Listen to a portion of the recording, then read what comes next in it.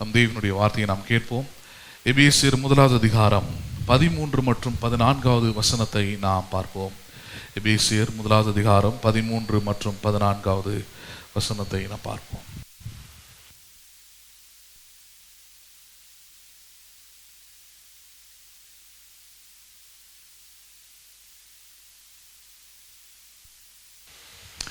எபேசியர் 1வது அதிகாரம் 13 மற்றும் 14வது வசனத்தை நாம் பார்ப்போம். நீங்களும் உங்கள் ரட்சிப்பின் சுவிசேஷமாகிய சத்திய வசனத்தை கேட்டு விசுவாசிகளான போது வாக்குத்தத்தம் பண்ணப்பட்ட பரிசுத்த ஆவியால் அவருக்குள் முத்திரை போடப்பட்டீர்கள். அவருக்கு சொந்தமானவர்கள் அவருடைய மகிமைக்கு புகழ்ச்சியாக மீட்கப்படுவார்கள் என்பதற்கு ஆவியானவர் நம்முடைய சுதந்திரத்தின் அச்சாரமாய் இருக்கிறார்.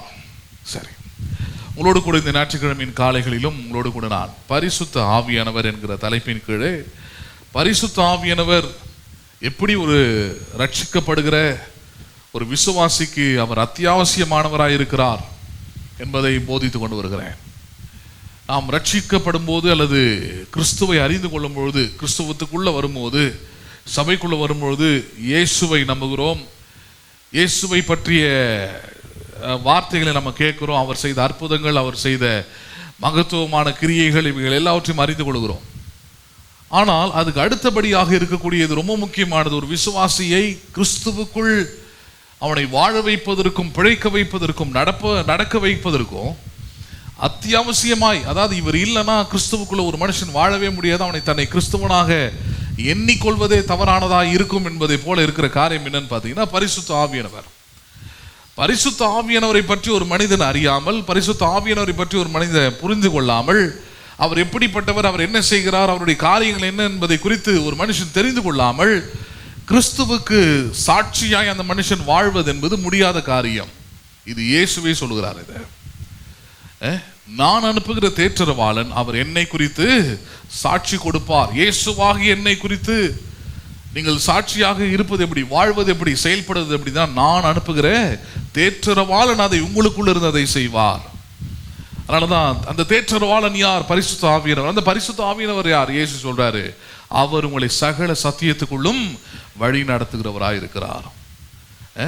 இயேசுவுக்குள்ள இருந்த ஞானம், இயேசுவுக்குள்ள இருந்த அறிவு, இயேசுவுக்குள்ள இருந்து வெளிப்படுத்தப்பட்ட அந்த கிருபை, இயேசுவுக்குள்ள இருந்த அந்த மாட்சிமை, மகிமை, வல்லமைகள், இவைகள் எல்லாமே ஒரு சாதாரணமான மனுஷனுக்கு, ஒரு விசுவாசிக்கு எப்படி உண்டாகிறது, எப்படி வரும்னா, அது வெறும் இயேசுவை ஏற்றுக்கொள்றதுனால அல்ல, அல்லது வெறும் ஞானஸ்நானம் எடுக்கிறதுனால அல்ல, அல்லது சில பக்தியான கிரியைகளை செய்வதனால் அல்ல, பரிசுத்த ஆவியானவரை பெற்றுக்கொள்வதனாலும், பரிசுத்த ஆவியினால ஞானஸ்நானம் பெறுவதனாலும், பரிசுத்த ஆவியை அறிந்து கொள்வதன் மூலமாக தான் ஒரு விசுவாசி கிறிஸ்துவுக்குள்ளாக வாழவும், கிறிஸ்துவை போல வாழவும் அவனுக்கு அங்கே முடிகிறது. இல்லைன்னா முடியாதுங்க. அதனாலதான் ஆவியானவர் என்ற அந்த வார்த்தை அல்லது ஆவியானவர் என்கிற அந்த காரியம் ஒரு விசுவாசி கண்டிப்பா அறிந்து வைத்திருக்க வேண்டும். அவர் இல்லை என்றால் நம்ம சத்தியத்தை அறியாமல் இந்த உலகத்தில் தோற்று போனவர்களாக இருப்போம். இயேசுவை தேடுவோம், ஜெபிப்போம், பல காரியத்தை செய்வோம்.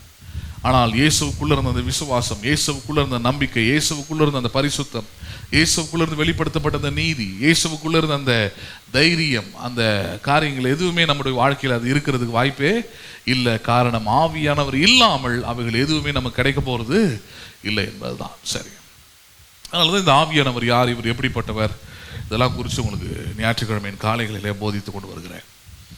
அதில் எபேசியர் 1வது அதிகாரத்தில் ரொம்ப முக்கியமான ஒரு விஷயத்தை சொல்றாரு. அவர் ரட்சிப்பு அப்படின்ற அந்த வார்த்தை இருக்குது பாருங்க, ஆங்கிலத்தில் சால்வேஷன்ன்ற வார்த்தை, பாவத்திலிருந்தும் இந்த உலகத்திலிருந்து கடவுள் என்னை காப்பாற்றி இருக்கிறார். ரட்சிப்புன்னு அதை காப்பாற்றப்படுவது, சேவி. அப்ப எதுல இருந்து காப்பாற்றப்பட்டிருக்கிறோம்? இந்த உலகத்திலிருந்தும், இந்த உலகத்தில் இருக்கிற மாயையான காரியம், பொய்யான காரியங்கள், இவைகளிலிருந்து தேவன் நம்மை காப்பாற்றி இருக்கிறார். அதான் ரட்சிப்பு. அப்படி காப்பாற்றப்பட்டிருக்கிறனா அந்த ரட்சிப்பு என்பது எப்படி நிறைவேறுகிறது?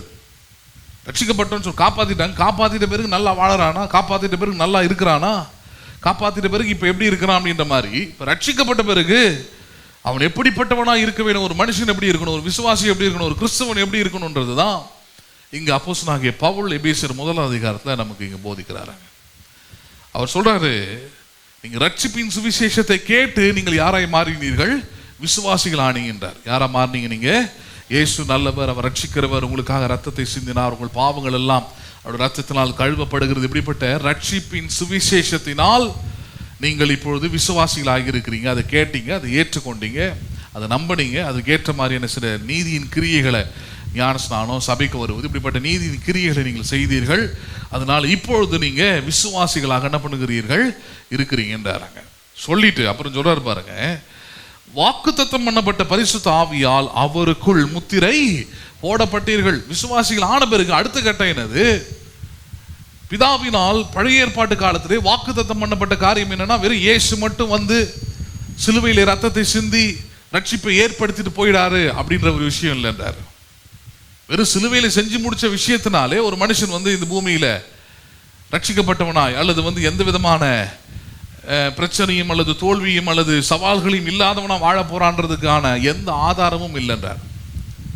அது எப்ப முழுமை பெறுகிறது, எப்ப நிறைவு பெறுகிறது? இயேசு சிலுவையிலே ரத்தத்தை சிந்தினார், அதனால் என் பாவங்கள் மன்னிக்கப்பட்டிருக்கிறது, நான் புது மனிதனாய் மாறி இருக்கிறேன், நான் ஒரு புது சிருஷ்டியா இருக்கிறேன் என்பது எப்ப அது நிறைவாகிறது, எப்ப அது ஃபுல்னஸ்க்குள்ள வருது, எப்ப அது பெர்ஃபெக்ட் நிலைமையில வருது, எப்போ அது பரிபூர்ண நிலைமையில் வருகிறது என்றால், நீங்கள் பரிசுத்த ஆவியினாலே என்ன பண்ணப்பட்டிருக்கிறீர்கள்? நீங்கள் முத்திரை போடப்பட்டிருக்கிறீர்கள் என்பதை முதலாவது நீங்கள் ஏற்றுக்கொள்ளவும், அங்கீகரிக்கவும், நம்பவும், விசுவாசிக்கவும் வேண்டும். நான் வேற இயேசுவை ஏற்றுக்கொண்டேன், அதனால சில பைபிளை படிக்கிறேன், சில பக்தியா இருக்கிறேன், அது பத்தாதுன்றார், அது இல்லைன்றார், அது அடிப்படைன்றார். எது முக்கியமானது? இப்பொழுது விசுவாசியா இருக்கிற நான் பரிசுத்த ஆவியினாலே என்ன பண்ணப்பட்டிருக்கிறேன்? நான் முத்திரை போடப்பட்டிருக்கிறேன், முத்திரையிடப்பட்டிருக்கிறேன். நான் எனக்கு ஒரு அடையாளம் கொடுக்கப்பட்டிருக்கிறது. என்ன அடையாளம் அது? வெறும் ஞானஸ்நானம் நான் கிறிஸ்தவனாய் இருப்பதற்கான அடையாளம் அல்ல, அல்லது ராபோஜனம் எடுக்கிறது நான் கிறிஸ்தவனாய் இருப்பதற்கான அடையாளம் அல்ல, அல்லது வேதத்தை படிப்பதோ அல்லது ஜெபிப்பதோ அல்லது கிறிஸ்துவ பாடல்களை பாடுவதோ நான் கிறிஸ்தவனாய் வாழ்வதற்கான அடையாளம் இல்லை. எது கிறிஸ்தவனுக்கான அடையாளம்? நான் பரிசுத்த ஆவியினாலே முத்திரை போடப்பட்டிருக்கிறேன் என்பதை விசுவாசித்து அதன்படி வாழ்வதுதான். அப்ப ஒரு விசுவாசியா இருக்கிறவர்கள் எவ்வளவு பெரிய விஷயமா இருக்குது பாருங்க. இது வெறும் ஒரு மதம் இல்லை, ஏதோ போனீங்க, ஏதோ ஒரு பக்தியா கும்பிட்டீங்க, ஏதோ ஒன்று செஞ்சீங்க, அதனால நீங்க அதுவா இருக்கீங்கன்னு அப்படி இல்லை. இது எப்படிப்பட்டது? இது நீங்கள் கிறிஸ்துவை உடையவர்களாக இருக்கிறீர்கள் என்றால், கிறிஸ்துவின் விசுவாசம் உங்களுக்குள்ளே கிரியை செய்கிறது என்றால், நீங்கள் எப்படிப்பட்டவர்களாக இருக்கிறீங்க, எப்படிப்பட்டவர்களாக இருக்க வேண்டும்? விசுவாசிகள் ஆன போது வாக்குத்தத்தம் பண்ணப்பட்ட பரிசுத்த ஆவியினாலே நீங்கள் முத்திரை இடப்பட்டீர்கள். என்ன இடப்பட்டீர்கள்? நீங்கள் இங்குதான் பல நேரத்தில் பிரச்சனையும் வருது. விசுவாசிகள் ஆயிட்டாங்க, ஆனா பரிசுத்த ஆவியினாலே முத்திரையிடப்பட்டிருக்கிறோம்ன்றதை அறியாமலும் விசுவாசியாமலும் தெரியாமலும் இருக்கிறபடினால்தான் விசுவாசிகள் சொல்லக்கூடியவர்கள், இயேசு கிறிஸ்துவின் ரட்சிப்பின் சுவிசேஷத்தை ஏற்றுக்கொண்டு விசுவாசிகள் ஆனவர்கள் இயேசுவுக்கு சாட்சியாக இந்த பூமியில் என்ன பண்ண முடியல? வாழ முடியல. நல்லா புரிஞ்சுக்கிறாங்க. ஞானஸ்நானம் எடுத்ததுனால என்னுடைய உள்ளம், என்னுடைய மனம், என்னுடைய புத்தி இதெல்லாம் புதுசா மாறிட போறது இல்லை. நல்லா புரிஞ்சுக்கிடுங்க. அல்லது ஒரு மனுஷன் ஒரு நல்ல குறிப்பிட்ட சபையில போயிட்டு ஏதோ ஒரு வசனத்தை கேட்டுட்டான், அல்லது ஏதோ ஒரு கிறிஸ்துவத்துக்குள்ள ஒரு நல்லா இருக்கிறான் அப்படின்றதுனாலையும் அவன் வந்து கிறிஸ்துவின் குணாதிசயங்கள் எல்லாம் அவனுக்குள்ள இருக்குன்னு சொல்லவும் முடியவே முடியாது. ஏன்னா நம்ம அப்படிதான் கணக்கு போடுறோம். நம்ம வீட்டில் ஒரு பெண்ணை எடுக்கிறோம், அல்லது ஒரு மணப்பெண் மணமகள் எடுக்கிறோம்னா எப்படி பார்க்குறோம்? எந்த சபைக்கு போறாரு, அந்த சபை எப்படிப்பட்டது, அந்த சபை எதை ப்ரீச் பண்ணது, ஞானஸ்நானம் எடுத்திருக்கிறாரா, மூழ்கி எடுத்திருக்கிறாரா, இந்த கேள்வியெல்லாம் நம்ம என்ன பண்ணுறோம்? கேட்குறோம். சரி, இதெல்லாம் அடிப்படை, பேஸ், இதெல்லாம் அடிப்படை. ரொம்ப முக்கியமானது என்னது? அப்படி கிறிஸ்தவன் என்று சொல்லுகிற அந்த மனிதன் அல்லது கிறிஸ்தவள் என்று சொல்லப்படுகிற அந்த மனுஷி, அவள் பரிசுத்த ஆவியால் என்ன பண்ணப்பட்டிருக்கிறாளா? அவள் முத்திரையிடப்பட்டிருக்கிறாளா என்பதை கவனிக்க வேண்டும். எப்படி அது எப்படி கண்டுபிடிக்கலாம்? பரிசுத்த ஆவியானவரால் முத்திரையிடப்பட்டிருந்தால் அவள் சத்தியத்தின்படி நடக்கிறவளாய் அவள் இருப்பாள். ஏனென்றால் பரிசுத்த ஆவியானவர் உங்களை சகல சத்தியத்துக்குள்ளும் வழி நடத்துகிறவராயிருப்பார். என்ன பண்ணுகிறவராயிருப்பார் அவர்? பரிசுத்த ஆவியினால் நீங்கள் முத்திரையிடப்பட்டிருந்தால் தான் பக்தியை தாண்டி, ஞானஸ்நானத்தை தாண்டி, வேத வசனத்தை படிக்கிறதை தாண்டி, வேதாகமத்தை படிக்கிறதை தாண்டி, 1 மணி நேரம் ஜெபிக்கிறதை தாண்டி வசனத்தின்படி உங்களால் நடக்கவும் வாழவும் முடியும். எப்ப? பரிசுத்த ஆவியானவரால் முத்திரிடப்பட்டிருந்தாலும். அப்படி பரிசுத்த ஆவியானவரால் முத்திரிடப்படலைன்னா சபையில் இருக்கலாம், ஞானஸ்நானம் எடுத்திருக்கலாம், இயேசுவை எனக்கு ரொம்ப பிடிக்கும்லாம் சொல்லலாம், ஆனால் சத்தியத்தை அவர்களால் ஏற்றுக்கொள்ள முடியாது. ஹலோ, எதை ஏற்றுக்கொள்ள முடியாது? சத்தியம்னா தெரியும் உங்களுக்கு, வசனத்தில் இருக்கக்கூடிய உண்மைகள், வசனம் கற்றுத்தரக்கூடிய உண்மைகளை அவங்களால ஏற்றுக்கொள்ளவோ நம்பவோ விசுவாசிக்கவோ முடியவே முடியாது அவங்களால. ஆனால் நல்ல ஜெபம் பண்ணுவாங்க, நல்ல வேதவசம் படிப்பாங்க. அதான் சொல்கிறேன், ஏமாந்துடக்கூடாது. பரிசுத்த ஆவியானவரால் முத்திரிடப்படவில்லை என்றால் உங்களுடைய பக்தியான கிரியைகள், நீங்கள் எடுத்த ஞானஸ்நானம், நீங்கள் படிக்கிற பைபிள், நீங்கள் ஜெபிக்கிற ஜெபம் எதுவுமே பயனற்றது, எதுவுமே வீணானது, ஒன்றுத்துக்கும் பிரயோஜனம் இல்லை. ஏன்னா ஒன்றுமே செயல்பட முடியாது. எப்போ அது அர்த்தமுள்ளதாக மாறுகிறது உங்களுக்கு ஜெபம், உங்கள் வேத வாசிப்பெல்லாம், எப்போ நீங்கள் பரிசுத்த ஆவியானவரால் முத்திரிடப்பட்டிருக்கிறீர்களோ அப்போதான். இல்லைன்னா சத்தியத்தை எடுத்து சொல்லும் போது அதுக்கு எதிர்வினை தான் இருக்கும். அதுக்கு பேசுறது புரியுதுங்களா உங்களுக்கு? நல்ல மருமகளாக இருப்பான்னு நீங்கள் கல்யாணம் பண்ணி கூப்பிட்டு வந்திருப்பீங்க. ஒருவேளை இந்த மாதிரி சபையில் இருந்தால் ரூத்துன்ற சப்ஜெக்ட் எடுத்து நம்ம பேசுகிறோன்னு வச்சுப்போமே. ரூத் எப்படிப்பட்டவள்? அவள் வந்து ஒரு புறஜாதி மனுஷன்லேருந்து வந்தவாவ. அவளுக்கு இயேசுவை யாருன்னே, அவளுக்கு கடவுள் யாருன்னே அவளுக்கு தெரியாது. அப்படிப்பட்ட ஒருத்தி எந்த அளவுக்கு விசுவாசியாக மாறி இருக்கிறா, எந்த அளவுக்கு தன்னுடைய வாழ்க்கையின் மாற்றத்தை கொண்டு வரானா, தன்னுடைய மாமியாரை பார்த்து சொல்கிறா, உம்முடைய தேவன் என்னுடைய தேவன். அதை தாண்டி இன்னொரு பக்கம் போகிறா. சரி, பக்தியில் மட்டும்தானா? அப்படி இல்லை, மாமியார் கிறிஸ்தவளாக இருந்தாங்க அதனால இவ்வளோ கிறிஸ்தவளாக இருக்கிறா அப்படின்றது மட்டும் இல்லை, அதை தாண்டி போகிறா.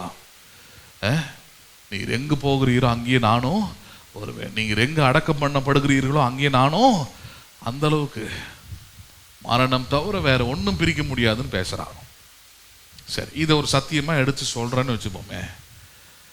ரட்சிக்கப்பட்டவங்க தான், ஆனால் இந்த சத்தியத்தை பரிசுத்த ஆவியானவரால் முத்திரிடப்பட முடியாத அந்த பெண்ணால் என்ன பண்ண முடியாது, ஏற்றுக்கொள்ள முடியாது. அந்த பெண் எப்படி இருப்பா? நல்ல பைபிள் படிப்பா, நல்ல வேத வசனம் படிப்பா, ஜெபம் பண்ணுவா, எல்லாம் பண்ணுவா. வீட்டுக்கு போனால் அவருடைய லைஃப்பை, அவருடைய வாழ்க்கையை இதோடு கூட கம்பேர் பண்ணி பார்க்க முடியும்னா சீரியலில் வரக்கூடிய மருமகளோடு தான் என்ன பண்ண முடியும், கம்பேர் பண்ணி பார்க்க முடியும். மாமியார் எதிரியாக பாப்பா, தான் வந்திருக்கிற வீட்டை வந்து தன்னுடைய வீடாக என்ன அவளால் முடியாது. உம்முடைய தேவன். அதனால தான் பாருங்கள், பல சபைகளில் மாமியார் ஒரு சபையில் இருப்பாங்க, மருமகள் ஒரு சபையில் இருப்பாங்க, ஒவ்வொன்றும் ஒரு பக்கம் பிரிஞ்சு இருக்கும். ஏன்? இதான் பிரச்சனை. என்ன? ரட்சிப்பின் சுவிசேஷத்தை கேட்டு விசுவாசி ஆயிட்டாங்க.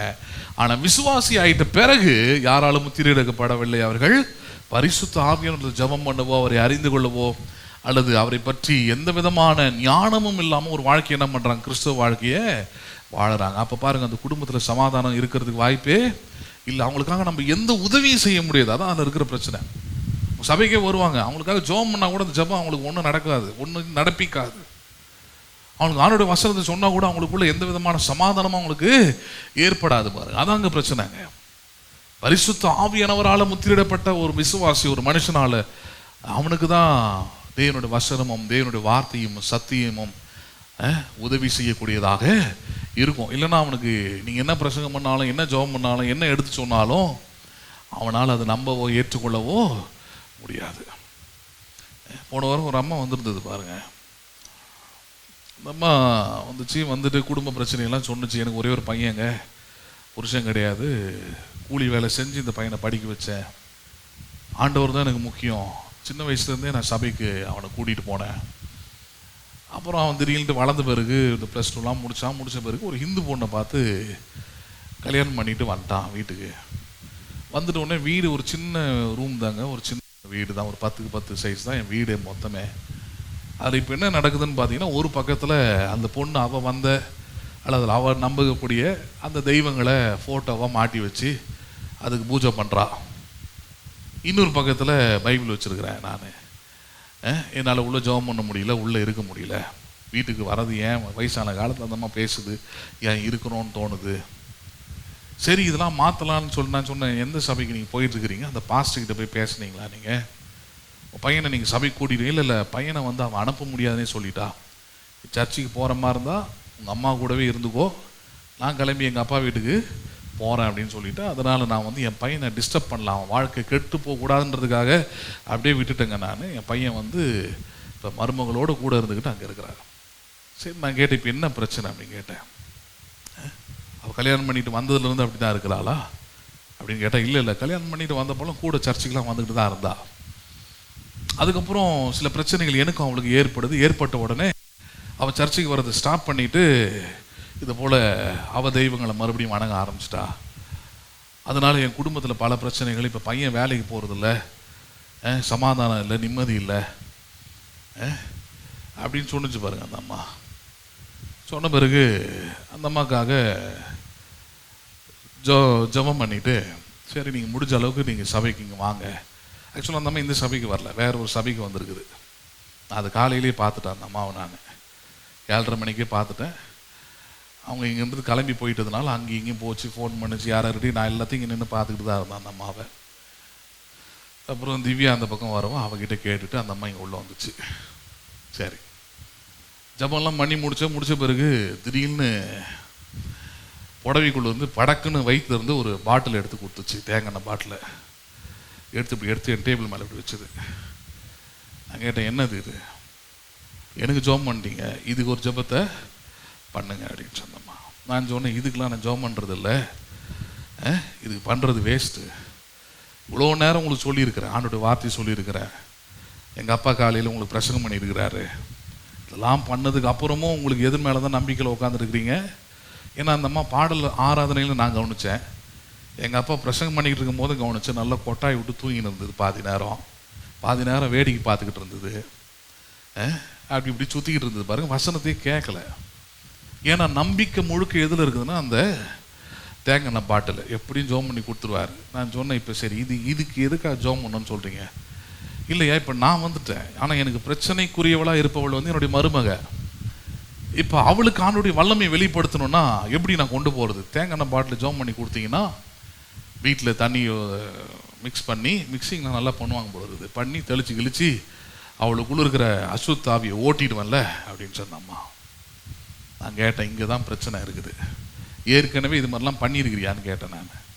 அந்த அம்மா சொன்னிச்சு, ஏற்கனவே இங்கே வந்தேங்க, இங்கே வந்து ஜோம் பண்ணிட்டு தான் போனேன், என்னன்னா அதுக்கப்புறம் தான் பிரச்சனை இன்னும் அதிகமாகிடுச்சுன்னு அந்த அம்மா உண்மையை சொல்லிடுச்சு என்கிட்ட. சரி, மருமகளுக்குள்ள பிசாசு இருக்குதுன்றது எதை வச்சு நீ கண்டுபிடிச்சி? இல்லை, நான் ஒரு விஷயத்தை உங்ககிட்ட மறைக்கக்கூடாது, சொல்லிடணும். நான் எனக்கு போன வேறு யாரும் இல்லாதனால அந்த ஒரு அம்மா தான் பேசுங்க அப்படின்னு அந்த அம்மா சொன்னிச்சு, எனக்கு என் மருமக சூனியை வச்சுட்டான்னுச்சு. நான் கேட்டேன், எப்படி வச்சாங்க அப்படின்னு கேட்டேன். உண்மையை சொல்கிறேன் நான், ரெக்கார்டில் இருக்குது உள்ள, சூனியம் வச்சுட்டாங்கன்னு. எப்படி வச்சாங்கன்னு கேட்டால் அந்த அம்மா சொல்லுது, நான் சர்ச்சுக்குன்னே ஒரு ஜாக்கெட் போட்டுன்னு வருவேன். அந்த அம்மா சொன்னது, சர்ச்சுக்குன்னே எது போட்டுன்னு வருவேன், சர்ச்சுக்குன்னே ஒரு ட்ரெஸ் வச்சுருக்குது அந்த அம்மா சொல்லுது. அது சர்ச்சுக்குன்னே ஒரு ஜாக்கெட் வச்சுருக்குறேங்க, வெள்ளை ஜாக்கெட். அது சர்ச்சுக்கு அதை மட்டும் தான் போடுவேன் நான். சர்ச்சுக்கு போயிட்டு வந்து ஞாயிற்றுக்கிழமை போயிட்டு வந்துட்டு அதை துவைச்சி கொடிக்கையில் காய போட்டிருந்தேன். அடுத்த நாள் வந்து பார்த்தா ஜாக்கெட் அங்கே காணோம். ஹலோ, எனக்கு இல்லை எப்படி திரும்ப இந்த ஊர்லேயே எனக்கு கொண்டாந்து ஊழியம் பண்ண விட்டுருக்கிறீரு? நான் என்னத்தை பிரசங்கம் பண்ணிக்கிட்டு இருக்கிறேன், எதை நோக்கி போயிட்டு இருக்கிறேன், இங்கே எந்த மாதிரியான ஆடியன்ஸ் உட்காந்து கேட்டுக்கிட்டு இருக்கிறாங்க, எப்படிப்பட்ட ஆட்களை உருவாக்கி வச்சுருக்கிறாங்க பாருங்க. நம்ம அப்படியே சொல்லுது, ஜாக்கெட்டை காணோம், அது சர்ச்சைக்கு போட்டு போகிற ஜாக்கெட்டு, குறிப்பிட்ட அந்த ஜாக்கெட்டை காணாதனால அதை வச்சு எனக்கு ஏதோ ஒரு சூனியம் பண்ணியிருக்கிறாங்க. நான் கேட்டேன், அது உனக்கு எப்படி தெரியும்? இல்லையா, ஒரு நாள் நான் அந்த ஜாக்கெட் காணாமல் போனேன், அன்றைக்கி சாயந்தரம் வேலை முடிச்சுட்டு வரும்போது கையில் ஜிவ்வுன்னு ஏதோ ஒன்று என்ன பண்ணிச்சான், ஏறுச்சுன்னு. அம்மா அப்படியே சொல்லுது, ஜிவ்வுன்னு ஏறுச்சு. சரி, இப்போ என்ன, அதனால் அந்த கையில் அந்த வலி போகவே மாட்டேனுது, கையில் வலி போகவே மாட்டேனுது. அதனால தான் இப்போ எனக்கு கன்ஃபார்மாக தெரியும் அவள் தான் என்ன பண்ணியிருக்கிறா சூனியம் என் ஜாக்கெட்டு. ஏன்னா என் வீட்டுக்குள்ளே வேறு யாரும் வர முடியாது, அந்த வேலியை தாண்டி முள்வேலி போட்டிருக்கிறேன். இவன் தான் வீட்டுக்குள்ளே இருக்கிறா, வேலைக்கும் போகிறதில்ல, என் பையனையும் வேலைக்கு அனுப்புறதில்ல. என்ன வேலைக்கு அனுப்பிச்சிட்டு என் ஜாக்கெட்டை வச்சு என்ன பண்ணிட்டாவ, சூனியம் வச்சுட்டா. நான் சொல்கிறேன், கண்டிப்பாக இது முதல் தடவையாக இருக்காது, இது மேலே பல ஜாக்கெட் இருக்கும், பல பாஸ்ட் அந்த மாதிரி பார்த்துருக்குது. இவங்கெல்லாம் என்ன பண்ணி என்கரேஜ் பண்ணியிருக்கிறான், கரெக்டு, ஆமாம் கரெக்டு தான், உன் மருமக தான் யார், பிசாசு. ஏன்னா இவங்களுக்கு ஆத்துமா தேவை, அவங்ககிட்ட இருந்து சில காணிக்கைகள் தேவை, ஒரு எண்ணிக்கை தேவை. என் சபையில் ஒரு 100 பேர் வராமல் பார்த்தியா அப்படின்றதுக்காக இந்த மாதிரி படிப்பறிவு இல்லாத அல்லது இது மாதிரி முட்டாள்தனத்தை நம்பக்கூடிய இந்த மாதிரி மக்களை ஆவியானவரை பற்றி கற்றுக் கொடுங்கடானா. இயேசு எப்படிப்பட்டவன்றதை புரிஞ்சுக்கிறதுக்கு ஏற்றுக்கொள்றதுக்கு யார் தேவைங்க, ஆவியானவர் தேவை. 30 வருஷம் சொல்லுது அந்த அம்மா, 30 வருஷம் விசுவாசி நான். ஆனா அதால எதை நம்ப முடியல? நான் சொன்ன எந்த வசனத்தையும் நம்ப முடியல, இயேசுவை பத்தி நம்ப முடியல. அதால ஸ்ட்ராங்கா நிக்குது அந்த அம்மா. ஜாக்கெட்டை காணோம், சூனியை வச்சுட்டாங்க. அது காரணம் மருமக அவளை விடுறதா இல்லை. அதனால இப்போ ஜோம் பண்ணி கொடுத்தீங்கன்னா அவளுக்கு அந்த சூனியத்தை என்ன பண்ணிடுவேன், நான் அந்த பிசாசை எதிர்த்து போராடி ஜெயிச்சிருவேன்னு நினைக்கிறேன். நான் நினச்சேன் செம்மடி வாங்க போகிறேன். நீ இப்போ இது ஒரு நாள் மருமக காதுக்கு போகாமல் இருக்காது. உன்னை வீட்டில் உட்கார வச்சு சோத்தை போட்டு உனக்கு இருந்தால் வயசான காலத்தில் போயிட்டு ஊர் ஊராக போயிட்டு நான் உனக்கு சூனியை வச்சேன். ஜாக்கெட் என்ன பெரிய இதுவாது, காற்று அடிச்சா பறந்து போவோம். எங்கே முள்வே இப்போ என்கிட்ட வந்து அந்த மாதிரி கேட்டுச்சுன்னா அதான் சொல்லியிருப்பேன். பக்கத்தில் எதோ போதா இதாக இருந்தால் போய் தேடிப்பார், மரம் இருந்தான்னு பாரு. எங்கே போய் என்ன பண்ணியிருக்கோம், மாட்டியிருக்கோம், நாய்க்கு இருந்தால் இழுத்துன்னு போயிருக்கோம் குளிர் காலத்தில். இதுக்கு போய் சம்மந்தமே இல்லாமல் ஒரு ஜாக்கெட்டுக்கு போயிட்டு யார் மேலே பழி போட்டாச்சு. இப்போ பார்க்க போகிறோம் அதெல்லாம். மறுமை இப்போ எப்படி குடும்பம் சமாதானம் இல்லாமல் போகுதுன்னு பாருங்க. 30 வருஷம் விசுவாசி, ஆனால் வசனத்தை ஏற்றுக்கொள்ள முடியல. சீரியலை விட சீரியஸான கில்லராக இருக்கிறாங்க இவங்கெல்லாம். குடும்பத்தை அழிக்கிறதுல ஒழிக்கிறதுல பிசாசு தேவையில்லை, மற்ற ஆட்கள் தேவையில்லை. இவங்களுக்கு எதிரியே கிடையாது. இவங்களே தான் யாரு எதிரி, இவங்களே தான் சத்துரு.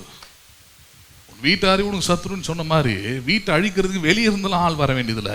இவங்களே தான் வாய் தான், அந்த எண்ணங்கள் தான், அந்த புத்தி தான், அந்த அறியாமை தான் சூனியம், வேற ஒன்றும் கிடையாது. அங்கே போன எந்த சபையிலையும் சாந்த குணத்தை பற்றியோ பொறுமையை பற்றியோ நிதானத்தை பற்றியோ அன்பை பற்றியோ போதிச்சதே கிடையாது போல இருக்கு. அதனால தான் வீட்டுக்குள்ளேயே ஒரே வீட்டுக்குள்ளே, அதுவும் 10க்கு 10 வீடு, 10க்கு 10 சைஸ் தான் சொல்லுது அந்த அம்மா. அந்த சைஸுக்குள்ளே இருந்துக்கிட்டு மருமகளை முறைச்சிக்கிட்டு மருமகளை எதிரியா பார்த்துக்கிட்டு மருமக தான் எல்லாத்தையும் பண்ணான்னு சொல்லிக்கிட்டு இருக்கிறது. சரி, இது வெளியே ஓகே. சபைக்குள்ள 30 வருஷம் விசுவாசியா இருக்கிற நீ ஹலோ எதை காட்டியிருக்கணும்? சத்துருக்களை என்ன பண்ணுங்க, நீங்கள் ஸ்நேகிங்கள் சொல்லி கொடுத்தார் இல்லையா? அவ ஒரு வேலை சத்துருவாவே இருந்தாலும் சரி, நீ ஸ்நேகித்திருக்க தானே வேண்டும், நீ நன்மை தானே செஞ்சிருக்கணும், அதுக்கு தானே முயற்சி பண்ணியிருக்கணும். என்ன பாட்டில் தூக்கிட்டு வந்து ஊரா வந்து மருமக மானத்தை வாங்கி அவ தான் சூனியை வச்சிருக்கிறா, அவ தான் இதை பண்ணா அதை பண்ணான்னு பார்க்காததை கேட்காததை கற்பனையில் வரக்கூடியது தான். கற்பனையில் உருவாயிருச்சு, அது மனசில் உருவாயிடுச்சு. அது இவ தான் எனக்கு எதிரி, இவ தான் சத்துரு.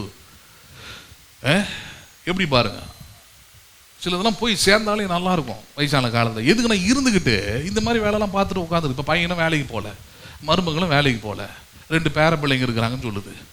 வயசான காலத்தில் இது வேலைக்கு போகிறன்ற பேரில் சம்பாதிக்கிறன்ற பேரில் இப்போ மொத்த குடும்பத்தோடைய நிம்மதியும் கெடுத்தாச்சு. ஏன் அதான் சொல்ல வரேன். ஏன் அம்மா அந்த மாதிரி ரட்சிக்கப்பட்டிருக்குது, அம்மா ரட்சிக்கப்பட்டிருக்குதா நான் நம்புகிறேன் நான். ஆனால் ரட்சிக்கப்பட்டு விசுவாசிகளான போது பரிசுத்த ஆவியால் என்ன பண்ணப்படவில்லை, அவர்கள் முத்திரையிடப்படவில்லை. யாரால முத்திரையிடப்படவில்லை? அவர்கள் பரிசுத்த ஆவியால முத்திரையிடப்பட்டிருந்தாதான் உங்களால் வசனத்தை கேட்கவோ அல்லது திரும்பி இந்த சபைக்கு வரவெல்லாம் உங்களால முடியும். அண்டர்ஸ்டாண்ட் பண்றீங்களா? நீங்க ஐஸ்வர்யா அகஸ்தியான்னு சொன்னாங்கன்னா அந்த அம்மா திரும்பி வர சொன்னேன். இல்லை நான் வந்து தூரமாக இருக்குது இந்த சர்ச்சு, அதனால நான் என்ன பண்ண மாட்டேன், நான் இங்கே வரமாட்டேன். நான் சொன்னேன் கூப்பிடாத, வராது அந்த அம்மா. ஏன்னா அந்த அம்மாவுக்கு தேவையானது இங்கே இல்லை. அந்த அம்மா எண்ணெய் பாட்டிலுக்காக வருது. அந்த அம்மா தன்னுடைய அந்த மருமக மேலே இருக்கிற அந்த குரோதம் அல்லது ஒரு விதமான வெறுப்பு, அந்த வெறுப்புக்கு தீனியை தேடுது அந்த அம்மா. வேற சபைக்கு போயிருந்ததுன்னா அந்த மருமகளை திட்டி சபிச்சு ஒரு 4 ஜெபம் பண்ணியிருப்பாங்க. இந்த வயதான தாய்க்கு எதிராக எழும்பி இருக்கிற அந்த மருமகளை இயேசுவின் நாமத்தில் கடிந்து ஆமாம் அதமாக்குகிறோம் கதமாக்குகிறோம் எல்லாம் பண்ணியிருப்பாங்க. இந்த அம்மா கொஞ்சம் சந்தோஷமா இருந்திருக்கும். வாழ்க்கை உருப்படாது. அந்த ஊரில் பார்க்குறவங்களாம் திட்டுவாங்க, இயேசுவை நம்பி போனா, சர்ச்சைக்கு போனா, இவன் ஏன் வாழ்க்கை எப்படி இருக்குதுன்னு அதுதான் சொல்ல வரா. இவர்கள் பரிசுத்த ஆவியினாலே முத்திரையிடப்படவில்லை. அதனால அவங்களுக்குள்ள கிறிஸ்துவுக்குள்ள இருந்த எந்த ஸ்நேகமும் எந்த அன்பும் அவங்களுக்குள்ள பார்க்கவே முடியாது. ஹலோ, இயேசுவின் அன்பு நிறைய விஷயத்துல வெளிப்பட்டிருக்குது அவருடைய வாழ்ந்த காலத்தில் இந்த உலகத்துல. அதில் ரொம்ப உயர்ந்த ஒரு காரியம் கடைசி காலத்தில் 2 காரியத்தை செஞ்சார். ஒன்று, தன்னோடு கூட இருந்து காட்டி கொடுக்குற ஒரு மனுஷனை பார்த்து யாருன்னு கூப்பிட முடிஞ்சது, அவரால் ஸ்நேகிதன்னு கூப்பிட முடிஞ்சது. அது பெரிய வார்த்தை, அது எல்லாரையும் பயன்படுத்தக்கூடிய வார்த்தை இல்லை. பட் ஹீ கால்ட் ஹிம், அழைத்தார் அவனை. காட்டி கொடுக்குறவனை பார்த்து துரோகின்னு தான் அழைச்சிருக்கணும், நன்றி கெட்டவன் தான் சொல்லியிருக்கணும், நீ நல்லா இருக்க மாட்டேன்னு தான் சபிச்சிருக்கணும், நீ நாசமா போவன் தான் சொல்லியிருக்கணும். ஆனால் அவனை பார்த்து யார் என்று அழைக்க முடிஞ்சது, அவரால் ஸ்நேகிதனேன்னு அழைக்கக்கூடிய உள்ளம் அவருக்கு இருந்தது. சரி, அவர் அடிச்சு காரி துப்பி சிலுவையில் தொங்க விட்டு அங்கேயும் சும்மா இல்லாம நீ தேவனுடைய குமாரனை ஆனால் சிலுவையிலிருந்து கீழே இறங்கி வான்னு சொல்லி பரியாசம் பண்ணிக்கிட்டு இருக்குது ஒரு கூட்டம். அந்த கூட்டத்துக்காக அவரால் என்ன பண்ண முடிஞ்சது? ஜெபிக்க முடிந்தது. என்ன பண்ண முடிந்தது? என்ன ஜெபம் செஞ்சார்? அதான் முக்கியமானது. ஒரு தேவனுடைய குமாரனை குற்றமே செய்யாத, பாவமே செய்யாத, என்னை இவ்வளோ அவமானப்படுத்துறீங்க, என்னை இவ்வளோ நிந்திக்கிறீங்க, நீங்களாம் நல்லாவே இருக்க மாட்டீங்க. நான் சொல்ல, பிதாவை இவர்களை மன்னியும், தாங்கள் செய்வது என்னது என்று தெரியாம செய்யறாங்க. அது இயல்பா வரதில்லை. அதான் சொல்ல வர. எப்படி வரும்? நீங்கள் பரிசுத்த ஆவியானவரால் முத்திரையிடப்பட்டால் மட்டுமே என்ன பண்ண முடியும்? நீங்கள் இயேசுவை போல இந்த உலகத்துல வாழ முடியும். இல்லைன்னா நீங்க வெறும் வெளி அடையாளங்கள்ல கிறிஸ்தவர்களா இருக்கலாமே தவிர கிறிஸ்துவை வெளிப்படுத்த முடியாது. அதனால என்ன ஆயிடுது? நம்முடைய வாழ்க்கையும் தோல்வியில போயிடுது. நம் மூலமாக ரட்சிக்கப்பட வேண்டிய அல்லது தேவனை அறிந்து கொள்ள வேண்டிய வாழ்க்கையை நான் பண்ணிடுது அங்கே ஒன்றும் இல்லாமல் போயிடுறத நம்ம பார்க்குறோம். அப்போ அதனாலதான் பரிசுத்த ஆவியானவராலே நாம் என்ன பண்ணப்பட்டிருக்கிறோம்? முத்திரையிடப்பட்டிருக்கிறோம்ன்ற அந்த வார்த்தையோடு கூட கடைசியாக நான் உங்களுக்கு போதித்த காரியம், பரிசுத்த ஆவியினால் உண்டாகிற ரட்சிப்பு நம்மை புதிதாக மாற்றுகிறதுன்னு பார்த்தோம். யாரால் உண்டாகிற ரட்சிப்பு? ஆமா, நீங்க பரிசுத்த ஆவியானவரால ரட்சிப்பு உணர்கிறீங்க, வார்த்தையை கேட்குறீங்க, வசனத்தை ஏற்றுக்கொள்றீங்க, அந்த பக்குவம் உங்களுக்குள்ளே உண்டாகிறது. சபைக்கு வரீங்க, ஆராதனை, பிரசங்கம் இது எல்லாமே உங்களுக்கு ஆர்வமானதா இருக்குதுன்னா அதுக்கு காரணம் நீங்கள் பரிசுத்த ஆவியினாலே முத்திரையிடப்பட்டிருக்கிறீங்க.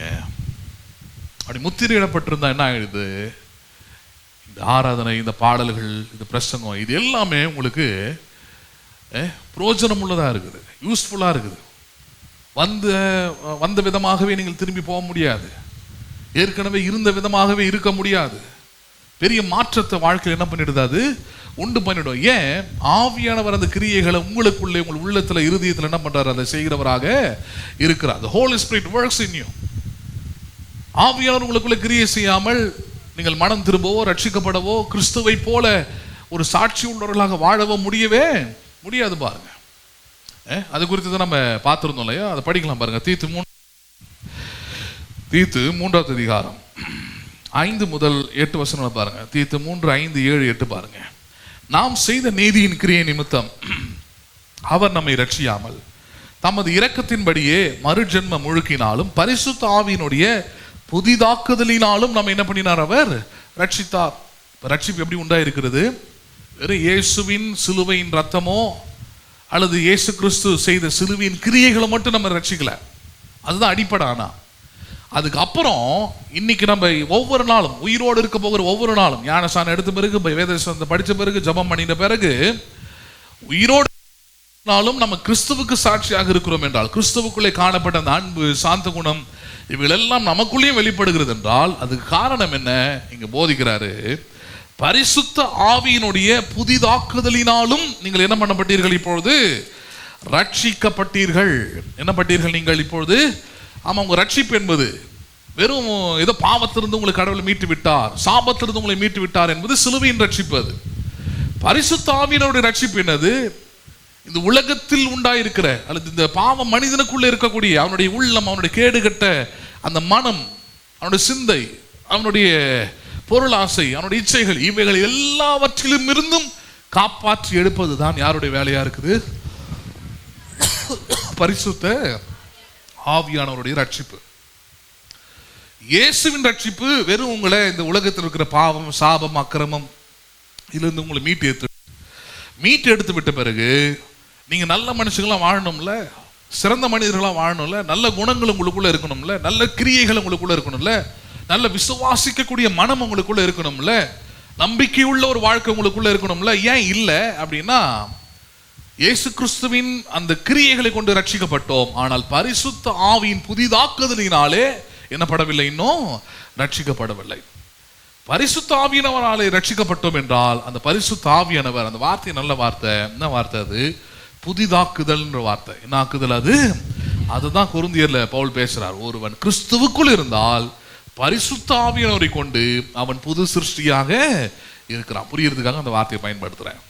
நம்ம எப்படி நினைச்சிடறோம்? வெறும் கிறிஸ்துவுக்குள் இருப்பதனாலே புது சிருஷ்டின்றோம் அப்படின்னா, இன்னைக்கு ரட்சிக்கப்பட்டு ஞானஸ்நானம் எடுத்து எல்லாருமே ரொம்ப ரொம்ப புது சிருஷ்டியா இருந்திருக்கணும், ரொம்ப ரொம்ப புதுசு புதுசான விசுவாசம், நம்பிக்கை, நற்குணங்கள்லாம் வெளிப்பட்டிருக்கணும். அப்படி இல்லை, அப்படி இல்லை. அப்படிப்பட்ட ஆவியின் கனிகள் அங்கே பார்க்க முடியல. அப்படிப்பட்ட வாழ்க்கை இல்லை, விசுவாசிக்க முடியல, நம்ப முடியல. வாழ்க்கை நல்லா மாறும்ன்ற எண்ணம் வரமாட்டேனுது. தேவனை தேடணும், ஆராதிக்கணும், துதிக்கணும், அதுக்கு ஒரு பெரிய முயற்சி எடுக்கணும்னு வரமாட்டேனுது. விசுவாசிக்கிற காரியங்களின்படி நடக்கணுன்ற எண்ணம் வரமாட்டேனுது. ஏன் வரல? நம்மளை திட்டி ஒன்றும் பிரயோஜனம் இல்லை, வேற முயற்சிகள் எடுத்து ஒன்றும் பிரயோஜனம் இல்லை. சரியான ஒரு புரிதல் நமக்குள்ளே உண்டாகணும். என்ன புரிதல் அது? நான் இயேசு கிறிஸ்துவின் மூலமாக ரட்சிப்படைந்திருக்கலாம். அந்த ரட்சிப்பு என்னுடைய பாவங்கள், சாபங்கள், அக்கிரமங்கள், இந்த உலகத்தில் இருக்கக்கூடிய தீமைகள் இருந்து என்னை ரட்சித்திருக்குது. ஓகே. ஆனால் என்னை நான் என்னிலிருந்தே ரட்சிக்கணும்னா, என்கிட்ட இருந்தே நான் காப்பாற்றிக்கணும்னா, என்னுடைய துர்குணத்திலிருந்து, என்னுடைய கெட்ட சுவாபத்திலிருந்து, எனக்குள்ள இருக்கிற பழமையான குணத்திலிருந்து என்ன நானே காப்பாற்றிக்கணும்னா, அதுக்கு யாருடைய கிரியை தேவைங்க? பரிசுத்த ஆவியானவர் எனக்குள்ள இருந்து அவர் கிரியை செய்யாவிட்டால் என்ன நான் என்கிட்ட இருந்தே என்ன பண்ணிக்க முடியாது, காப்பாற்றி கொள்ள முடியாது. பேசுறது புரியுதுங்களா உங்களுக்கு? இப்போ சவுல் ஒரு உதாரணத்தை எடுத்துங்க, பின்னாடி அதெல்லாம் பார்க்கலாம். சவுல் பாருங்க, பல முறை தாவீதாலே கொல்லப்பட வேண்டிய ஒரு மனுஷன். பல முறை தாவீதுக்கு வாய்ப்பு கிடைக்குது சவுலை கொல்றதுக்கு. ஆனால் தாவீது பாருங்க, அவனை கொல்லாம தவிர்க்கிறான். தாவீதோடு கூட இருந்தவனா சொல்றாங்க, சவுலை போட்டுரு, அவன் வெட்டிடு அவனன்னு சொல்றாங்க. அப்பெல்லாம் சொல்றான், இல்லை இல்லை, அவன் தேவனால் அபிஷேகம் பண்ணப்பட்ட மனுஷன், அதனால அவன் மேலே இப்போ ஏதோ புத்தி கெட்டு போய் திரியிறான், அவனை கொல்றது நல்லதில்லை அப்படின்னு ஒதுங்கி போறான் தாவீது. அப்படி தாவீது கையிலிருந்து, அவன் தாவீதை தான் சவுல் சத்ருவா எண்ணினான். பல இடத்துல சத்ருன்னு சொன்னதெல்லாம், சவுல் சொன்னதெல்லாம் தாவீது தான். அப்படி சத்ரு கையிலிருந்துலாம் சவுல் காப்பாற்றப்பட்ட சவுல், அவனுடைய கடைசி காலத்தை போய் படிச்சு பார்த்தீங்கன்னா தெரியும், அவனாலே நம்ம நீங்க காப்பாற்றி கொள்ள முடியவில்லை. அவனுக்கு அவனாகவே எதிரியா போயிட்டான். ஒரு ஈட்டி, அவனுடைய ஈட்டியை வைத்து அந்த ஈட்டியின் மீது அவனை தற்கொலை செய்ய முயற்சி பண்றான். ஜீவன் போகவில்லை என்றது. என்ன ஆகவில்லை அது? ஆமா, தன்னுடைய ஈட்டி, எதிரிகளை குத்த வேண்டிய ஈட்டி, அது எதிர்த்து வரக்கூடிய காரியங்களுக்கு எதிராக யுத்தம் பண்ண வேண்டிய ஈட்டிய, எந்த ஈட்டியை தாவீதுக்கு எதிராக குத்தும்படியாக 3 முறை எய்தானோ அதே ஈட்டியை தரையில குத்தி அதுக்கு மேல என்ன பண்றான், போயிட்டு விழுந்தான் இருக்குது. குத்தி இந்த பக்கம் குத்தி அந்த பக்கம் வந்துருச்சு. ஏன்னா அதை வந்து எடுத்து விட்டவன் சொல்றான் அதுக்கப்புறம் தாவீது கிட்ட, ஈட்டியின் மேல விழுந்துட்டாரு, ஆனால் விழுந்தும் அவருக்கு உயிர் போகவில்லை. அதுக்கப்புறம் என்ன வெட்டி போட சொன்னார், நான் தான் அவரை கொண்டுட்டு வந்தேன்னு தாவீது கிட்ட வந்து சந்தோஷமா அதை அறிவிக்கிறான். அப்புறம் தாவீது அவனை கொண்டு போடுறான். கடவுளோட மனுஷன் மேல கை வைக்கிறதுக்கு உனக்கு எவ்வளவு துணிச்சல் இருக்கும் அப்படின்னு அவனை துண்டு துண்டா வெட்டி போடுறான் தாவீது. ஆனா அதுக்கு முன்னாடி கதை என்ன, சவுல் கிட்ட இருந்தே என்ன பண்ண முடியல, காப்பாற்றி கொள்ள முடியவில்லை. எந்த சவுலை பார்த்து தேவன் சொன்னாரோ, பரிசுத்த ஆவியானவர் மேல வராரு. சாமுவேல் சொன்னாரு, இன்று முதல் நீ வேறு மனுஷன் ஆவாய்ன்னு சொன்னார். என்ன மனுஷன் ஆவாய்? நீ வேறு மனுஷன் ஆவாய். வேறு மனுஷன் ஆக்கப்பட்ட சவுல் விழுந்து போன பிறகு தேவன் தந்த அதே ராஜாங்கத்துல, அதே ராஜாவின் ஸ்தானத்தில் இருந்த சவுல், அவனாலே என்ன பண்ண முடியல, காப்பாற்றி கொள்ள முடியவில்லை.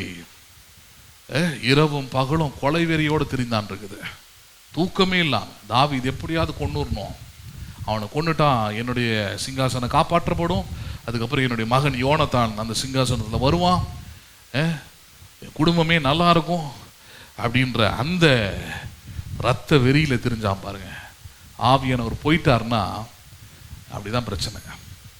அதே போலதான் நம்ம வேதத்தை படிக்கலாம், ஜெபிக்கலாம், சபைக்கு வரலாம், இதெல்லாம் நற்கிரியைகள். ஆனா இவைகள் எதுவுமே நம்முடைய வாழ்க்கையை பாதிக்கலனா, நம்முடைய வாழ்க்கையை மாற்றலனா, புதிதாக்கலனா, யோசிக்க வைக்கலனா, சிந்திக்க வைக்கலனா, நமக்குள்ள யாரும் இல்லைங்க, பரிசுத்த ஆவியானவர் இல்லாதபடினாலதான். அண்டர்ஸ்டாண்ட் பண்றீங்களா நீங்க? அதனாலதான் தீத்துல சொல்றாரு, பரிசுத்த ஆவியின் புதிதாக்குதலினாலே நீங்கள் என்ன பண்ணப்பட்டீர்கள், ரட்சிக்கப்பட்டீங்க என்றாருங்க. சரி, இன்னைக்கு அடுத்த கட்டம் போயிட்டு ஒரு காரியத்தை பார்ப்போம். அது உறுதி செய்ய முடியாதான், ஆவியானவரால் நம்ம ரட்சிப்படைந்து என முடிவு பரிந்தும் ரட்சிக்கப்படுகிறவன் வாசனம். எது பரிந்து ரட்சிக்கப்படுகிறவன்? வெறும் ஞானசாரம் எடுத்ததுனாலே அன்னைக்கே நீங்க கிறிஸ்தவன் ஆயிட்டீங்கன்னு கிடையாது. இதுக்கப்புறம் உங்களுக்கு யாரும் மாற்றவே முடியாது. அதான் சொன்ன, ஆவியானவரை பெற்ற பிறகு, வேறு மனுஷன் ஆயிட்ட பிறகு கொலைக்காரன் என்ன பண்றான், ஒருத்தன் மாறுறான். சவுல் அப்படிலாம் போக வாய்ப்பு இருக்குது. அப்படிதான் இன்னைக்கு போயிட்டு இருக்குது காலங்கள் எல்லாம். அதனால உங்களை நீங்களே ஏமாத்திடக்கூடாது, உங்களை நீங்களே ஏமாத்திக்கிடக்கூடாது. ஞான சார் எடுத்துட்டேன், சபைக்கு வந்துட்டேன், பைபிள் படிச்சுட்டேன், ஜெபம் பண்ணிட்டேன், அதனால நான் வந்து perfect material for the blessing நினச்சிக்கூடாது. கடவுள் என் கூட இருப்பார், எல்லாம் ஆசீர்வதிப்பார், நன்மையாக முடியும் அப்படிலாம் யோசிச்சுட்டு உங்களை நீங்களே ஏமாற்றிக்கூடாது. நீங்கள் ஒவ்வொரு நாளும் பரிசுத்த ஆவியினாலே ரட்சிப்பை காத்து கொள்ளுகிறவர்களாக, ரட்சிக்கப்பட்டவர்களாக இருக்கிறீங்கன்றது ரொம்ப முக்கியமான ஒரு விஷயம். அதை உறுதி செய்யும்படியான ஒரு வேத பகுதியை தான் நம்ம பார்க்க போகிறோம்.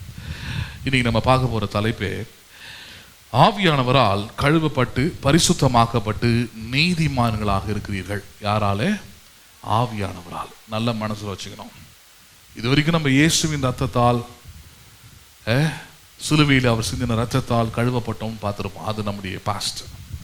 But right now as a believer, ஒரு விசுவாசியாய், ஒரு கிறிஸ்தவனாய், ஒரு கிறிஸ்துவுக்குள் வாழ்கிறவர்களாய் உங்களுக்கு தேவையானது என்ன? நீங்கள் ஆவியானவரால் கழுவப்பட்டு பரிசுத்தமாக்கப்பட்டு நீதிமான்களாக இருக்கிறீர்கள் என்பதை நீங்கள் ஒவ்வொரு நாளும் உறுதி செய்ய வேண்டும்.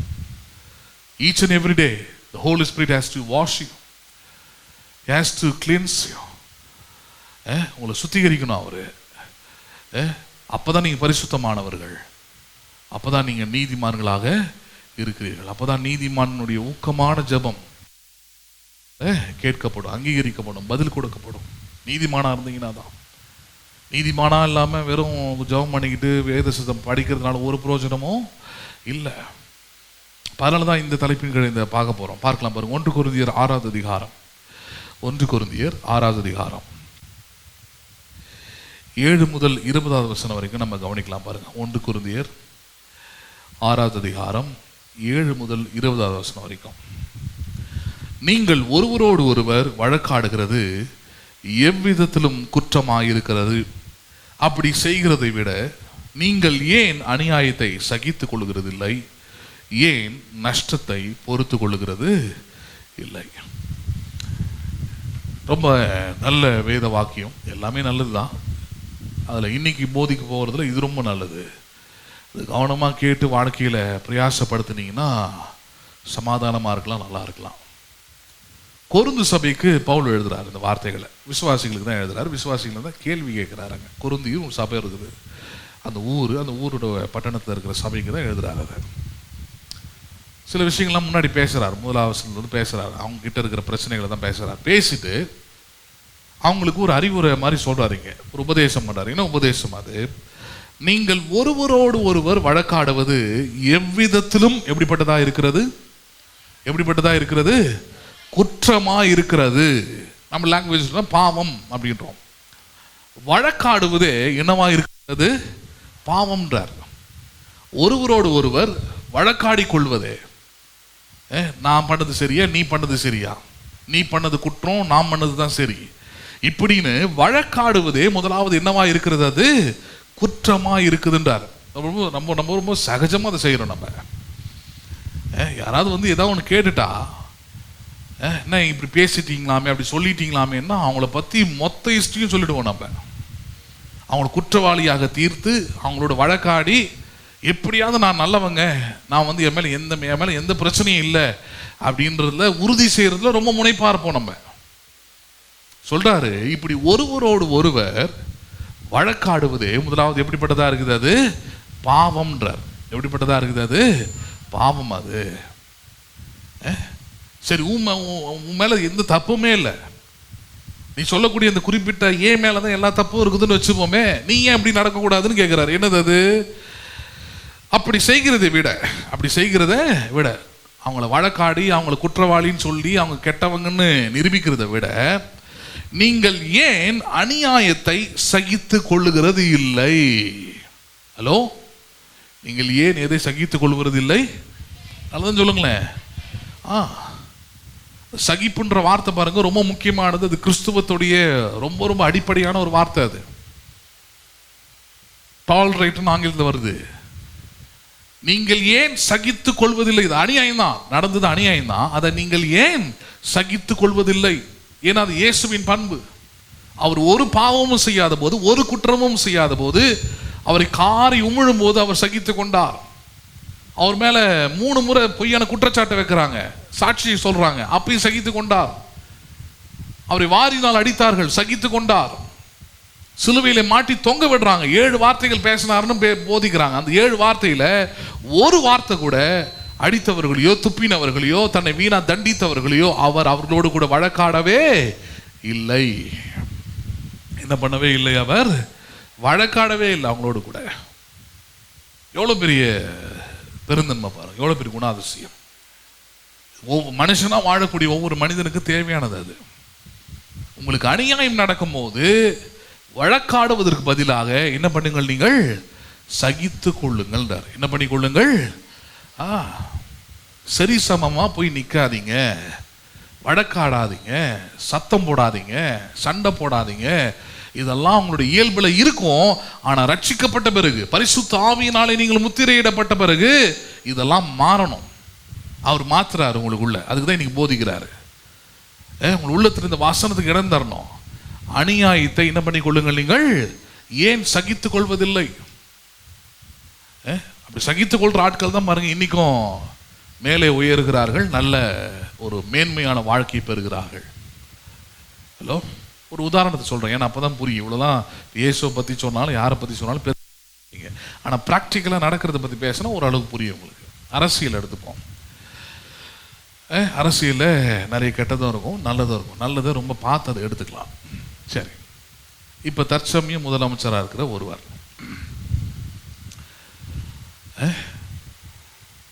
அவங்க பல ஆண்டுகளாக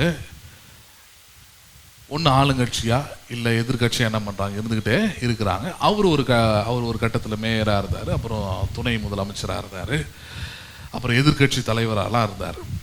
ஒரு கட்டம் ஒரு சூழ்நிலை ஒன்று வருது. அதில் என்ன ஆயிடுதுன்னு பார்த்தீங்கன்னா, எதிர்கட்சியாக கூட வர முடியாமல் ஒரு சினிமாவிலேருந்து வந்த ஒரு நடிகர் அவர் ஒரு கட்சியை ஆரம்பித்து அவர் எதிர்கட்சி தலைவராக வந்துட்டார். அவர் வெறும் 19-20 தான் வச்சுருந்தார். இவங்களுக்கு அந்தளவு கூட இல்லை, எம்எல்ஏ சீட் இல்லாமல் போணுச்சு. எப்படி இருக்கும் பாருங்க. அப்பா முதலமைச்சராக இருந்தவர் 5 முறை, தானும் மேயராக துணை முதலமைச்சராக இருந்த ஒரு மனுஷன் எதிர்கட்சி தலைவராக கூட இல்லாமல் சட்டமன்றத்தில் உட்காந்துருக்கிறார். நான் பார்க்குறேன் அந்த காட்சியெல்லாம், நீங்களும் பார்த்துருந்தீங்கன்னா தெரியும்.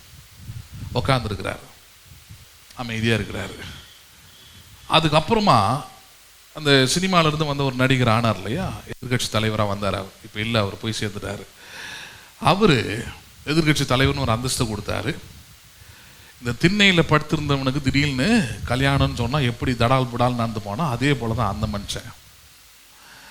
எதிர்கட்சி தலைவர்ன்றது ஒரு உயர்ந்த பதவி, அது சிஎம்க்கு அடுத்து இருக்கிற பதவி. அது எல்லா அதிகாரிகளும் பயப்படுவாங்க, நடுங்குவாங்க, சொல்கிற பேச்சு கேட்பாங்க. ஒரு பவர்ஃபுல்லான ஒரு சீட் அது எதிர்கட்சி தலைவர்ன்றது.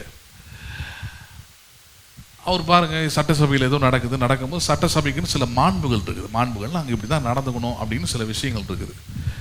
இவனுங்கெல்லாம் சினிமாவில் ஆச்சு பூச்சுன்னு பேசிட்டு வந்ததுனால இவர் என்ன பண்ணிட்டாரு, ஏதோ சாதாரணமாக பேசிக்கிட்டே இருக்கும்போது அப்படி எழுந்து நின்று நாக்கு அப்படி மடிக்கி சினிமா நினச்சிக்கிட்டாரு. நாக்கு மடிக்கி ஆச்சு பூச்சுன்னார். அவ்வளோதான். அன்னியோட எதிராளியாக இருந்தது யாருன்னு பார்க்கல அவர். அந்த அம்மா பயங்கரமானது. அந்த அம்மா இருக்கிற வரைக்கும் நினச்சா யாரையாவது வாழ வைக்கும், இல்லைன்னா மொத்தமாக அழிச்சு விட்ரும். அந்த மாதிரி ஒரு கேரக்டர் அது. அந்த அம்மா பார்த்து தான் இந்த ஆள் எதிர்கட்சி தலைவர் ஆகுச்சு. அந்த அம்மாவை பார்த்து நாக்கு தூர்த்தின உடனே அன்னியோட வாய் உட்பட எல்லாத்தையும் க்ளோஸ் பண்ணிடுச்சு அந்த அம்மா. அதுதான் லாஸ்ட். நிதானத்தை இழந்து, பொறுமையை இழந்து, செய்யக்கூடாதது எழுந்து செஞ்ச உடனே கதை என்ன பண்ணி விட்டாங்க, முடிச்சு விட்டாங்க. எதிர்கட்சி தலைவர் உனக்கே இவ்வளோ இருக்குன்னா சிஎம் 4 வாட்டி இருந்தேன் எனக்கு எப்படி இருக்கும் அப்படின்னு அந்த அம்மா கதையை முடிச்சு விட்டுருச்சு. சரி, இது ஒரு பக்கம் இப்படி வச்சுருவோம். நிதானத்தை இழந்ததுனால, பொறுமையை இழந்ததுனால, அதை பார்க்குறவனை பார்த்தியா அவரால் அநியாயத்தை சகிக்க முடியவில்லை. அவர் எதாக இருந்தாலும் பட்டுன்னு அப்படி வாயில் பேசிடுவார். பட்டுன்னு பேசினா பொட்டுன்னு போக வேண்டிதான், ஒன்றுமே இருக்காது. கடைசியாக இருக்கிற இடம் தெரியாமல் போயிடும். அப்படி தான் ஆச்சு அந்த நிலமெல்லாம் அவங்களுக்குலாம். சரி, அதே நேரத்தில் எதாவது சொன்ன இவரை சொன்ன இல்லையா, இவர் பொறுமையாக இருக்கிறாரு.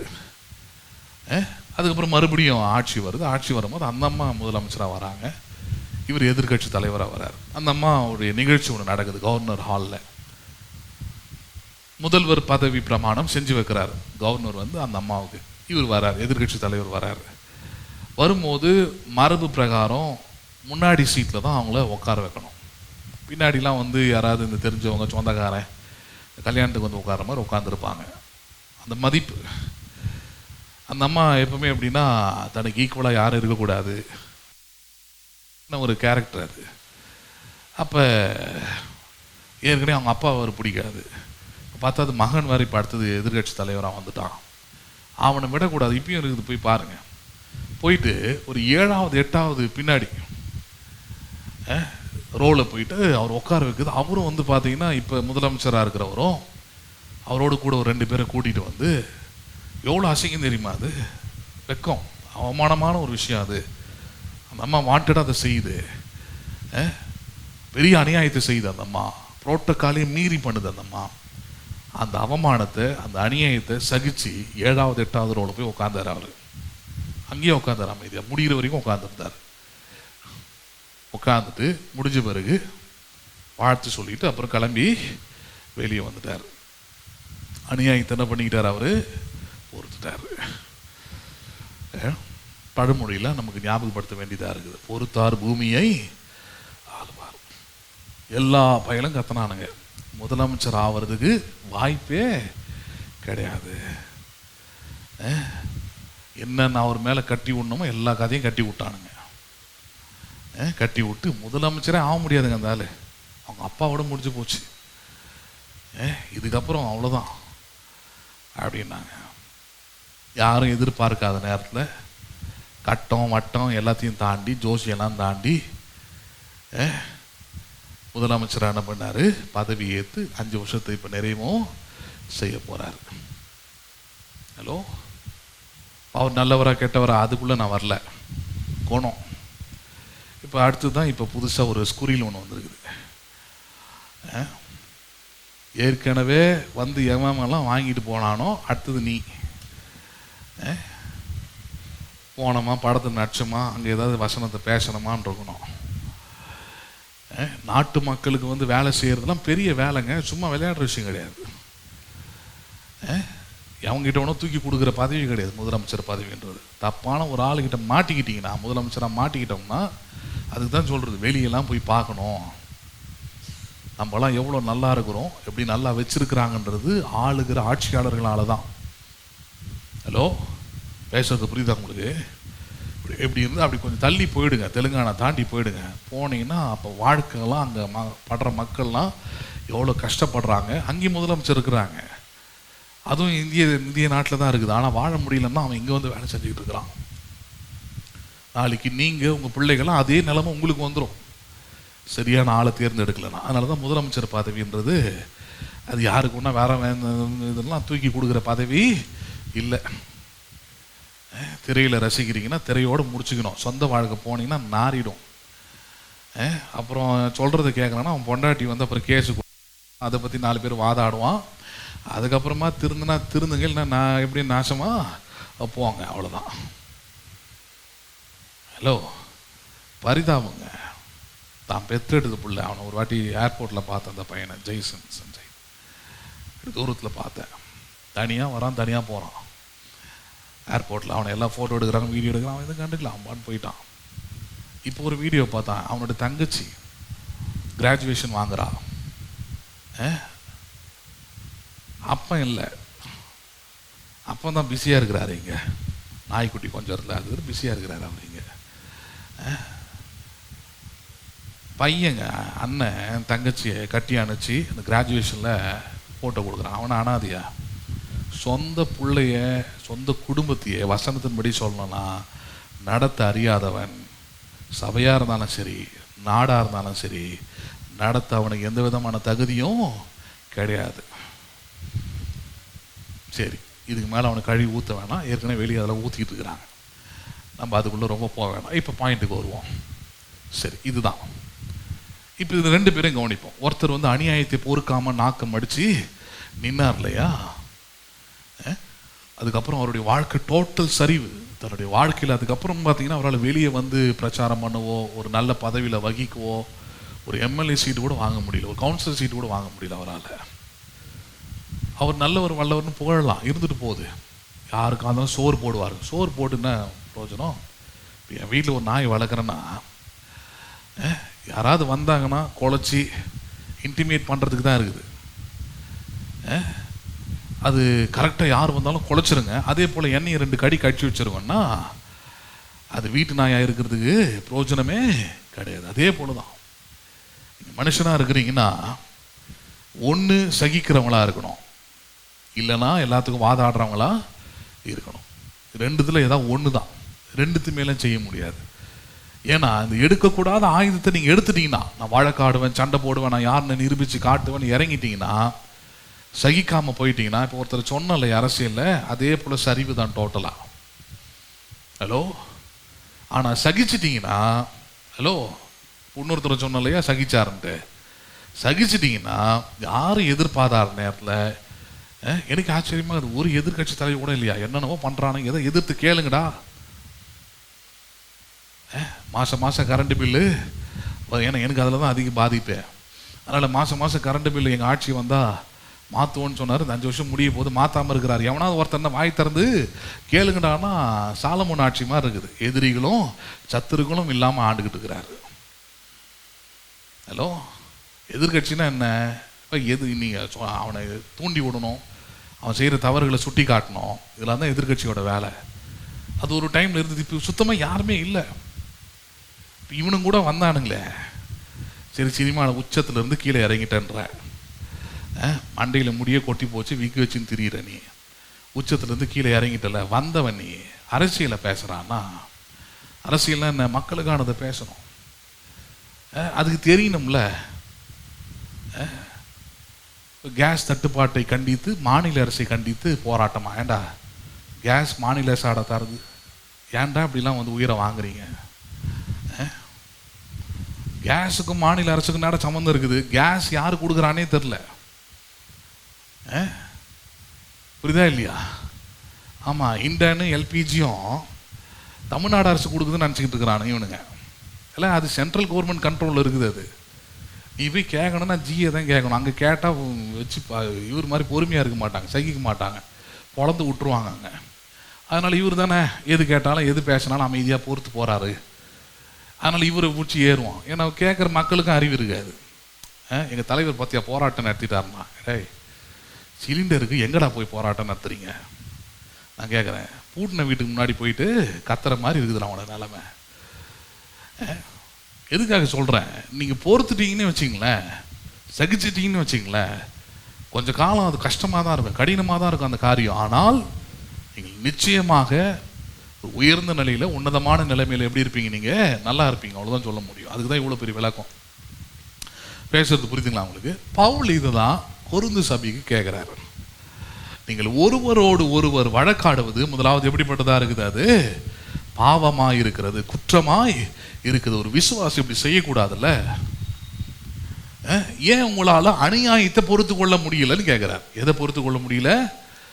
நான் அநியாயத்தை கண்டு பொங்குவேன் அப்படின்னா பொங்கிட்டீங்கன்னா, ஹலோ, இந்த உலகத்தில் உங்களால் வாழ முடியாது. நான் ப்ராக்டிக்கலாக பேசிக்கிட்டு இருக்கிறேன், ஜெயிக்கிறத பற்றி பேசிக்கிட்டு இருக்கிறேன். நான் அநியாயத்தை வந்து சகிச்சுக்கிட மாட்டேங்க, அநியாயம் எங்கே நடந்தாலும் தட்டி கேட்பேன் அப்படின்னா அவங்க வாயை மூட வச்சு எங்கே உட்கார வச்சுருவாங்க உங்களை. ஹலோ, அப்புறம் வேடிக்கை தான் பார்க்க முடியும். பேசுறது புரியுதா இல்லையா உங்களுக்கு? உங்களை அநியாயத்தை கண்டு பொங்கலாம் சொல்லலை. உங்களை கிறிஸ்தவர்களாக இருந்தீங்கன்னா அநியாயமே நடந்திருந்தாலும் என்ன பண்ணுங்கள்? நீங்கள் சகித்து கொள்ளுங்கள். என்ன பண்ணி கொள்ளுங்கள் நீங்கள்? அது எப்படி வருதுன்னா, அதான் பரிசுத்த ஆவியானுடைய ரட்சிப்பு. பரிசுத்த ஆவியானுடைய புதிதாக்குதல் உங்களை என்னவாய் மாற்றுகிறது? முன்ன எதுக்கு எடுத்தாலும் கோபம் வரும், முன்ன எதுக்கு எடுத்தாலும் வம்பு, முன்ன எதுக்கு எடுத்தாலும் வழக்கு, முன்ன எதுக்கு எடுத்தாலும் சண்டை, முன்ன எதுக்கு எடுத்தாலும் வழக்காடுகிற இந்த புத்தி மாறி செய்கிற காரியம் அல்லது நடந்திருக்கிற காரியம் அநியாயமாகவே இருந்தாலும் என்ன பண்ணிக்கொள்வது? அதில் சகித்து கொள்ளக்கூடிய அந்த நல்ல குணம் வருது பாருங்க, தெய்வீக குணம் வருது பாருங்க. அதுதான் யார் தரக்கூடிய குணம்? அது பரிசுத்த ஆவியானவரால் உண்டாகிற புதிதாகுதல். பவுல் இதுதான் அவங்களுக்கு போதிக்கிறார். இது கேட்கிறாரு அவங்க கிட்ட, நீங்கள் ஏன் அநியாயத்தை சகித்துக் கொள்ளுகிறது இல்லை? அப்புறம் சொல்றாரு, ஏன் நஷ்டத்தை பொறுத்து கொள்ளுகிறதும் இல்லை. எதை பொறுத்து கொள்றது இல்லை நீங்க? ஆமா, ரெண்டுமே நமக்கு ரொம்ப கஷ்டமான விஷயம். ரெண்டாவது இன்னொன்னு கேட்கிறாரு, ஒரு கிறிஸ்தவர்களாக இருக்கிறீங்க, விசுவாசியாக இருக்கிறீங்க, நஷ்டத்தை ஏன் உங்களால் பொறுத்து கொள்ள முடியவில்லை? சில காரியத்தை செய்வீங்க, சில நன்மையை செய்வீங்க, யாருக்கும் பண்ணுவீங்க, தீமையை செஞ்சிருப்பான் அல்லது நஷ்டத்தை ஏற்படுத்தியிருப்பான். அந்த நஷ்டத்தை பொறுத்துக்க முடியாமல் என்ன பண்ணுறது? ஆமாம், அவங்கள திட்டுறது, அவங்கள சபிக்கிறது, என்னென்ன செய்யணுமோ எல்லா வேலையும் செய்யறது. நஷ்டமாயிடுச்சே அப்படின்னு நினைக்கிறோம். ஏன் ஆண்டவரை அவ்வளோதான் நம்ப முடியுதா உங்களால்? நஷ்டத்தை எல்லாவற்றையும் லாபமாக மாற்றுவார்னு உங்களால் நம்ப முடியல? உங்களுடைய வெறும் தண்ணீரை திராட்சை ரசமாக மாற்றுவார்னு உங்களால் நம்ப முடியலையா? உங்களால் நான் கேட்குறேன். இல்லாமை, வெறுமை எல்லாவற்றையும் அவரால் நிறைவாக மாற்ற முடியும்னு உங்களால் நம்ப முடியல. ஆனால் சர்ச்சைக்கு வர முடியுது, ஆனால் வேதத்தை படிக்க முடியுது, ஜபிக்க முடியுதுல. என்ன ஜபம், என்ன விதமான ஜபம், என்ன விதமான வேத வாசிப்பு, என்ன விதமான சபை கூடி வருதலை செய்கிறீர்கள் நீங்கள்? அர்த்தமே இல்லாமல் போயிடுது பாருங்க. பவுல் அதில் தான் கேட்குறாரு, இதெல்லாம் இருக்கிற நீ சகித்து கொள்வதும் இல்லை, நஷ்டத்தை நீ என்ன பண்றதில்ல, பொறுத்து கொள்வதும் இல்லை. சகிப்பும் பொறுமையும் தேவைன்றார், வேற ஒன்றும் இல்லை. சகிப்பும் பொறுமையும் தேவை சொல்லிட்டு எதுக்கு இப்படி சொல்றாரு? இப்ப பாருங்க 8வது வசனம்.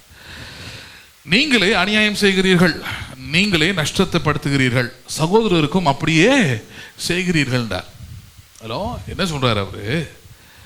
நீங்கள் வழக்காடும் பொழுது அநியாயம் அவன் செஞ்சான்னு சொல்லிக்கிட்டு இருக்கிறீங்க. இல்ல இல்ல, நீங்க தான் என்ன பண்றீங்க? அநியாயம் செய்றீங்க. ஏன்னா நீ பொறுத்துலவா போயிருக்கணும். உங்களுக்கு புரியுற மாதிரி சொல்றேன். நான் ஏன் பொறுத்து போகணும்னு கேட்பீங்க. உங்களுக்கு புரியுற மாதிரி சொல்றேன். ஃபர்ஸ்ட் ஒரு எக்ஸாம்பிள் சொல்றேன், அதில் புரியலன்னா ரெண்டாவது சொல்றேன், அது ரொம்ப நல்லா புரியாது. ஒரு ரோட்டில் போயிட்டே இருக்கிறீங்க, ஒரு மனநலம் பாதிக்கப்பட்ட ஒரு மனுஷனை பார்க்குறீங்க.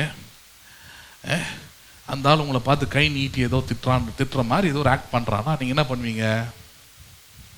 நீங்கள் என்ன பண்ணுவீங்க?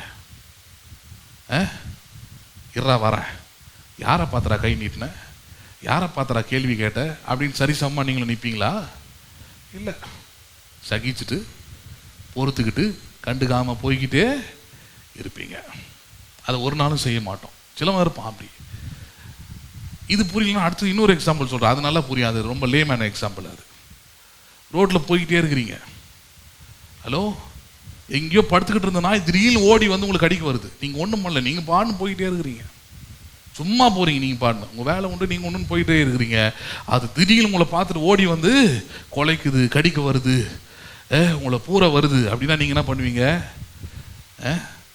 ஆஃப்டர் ஆல் 5 அறிவு இருக்கிற நாய் நீ, நான் சோறு போட்டால் தான் உனக்கே சாப்பாடு, என்னையே நீ கடிக்க வரையா அப்படின்னு உங்கள் பல்ல தூக்கிட்டு கடிக்க போவீங்களா? நீங்கள் உங்கள் கையை தூக்கிட்டு கீரை ஓடுவீங்களா? நீங்கள் பாத்திரம் உண்டா இன்னைக்கு நீயா நானான் அப்படின்னு வருவீங்களா? நீங்கள் இல்லை.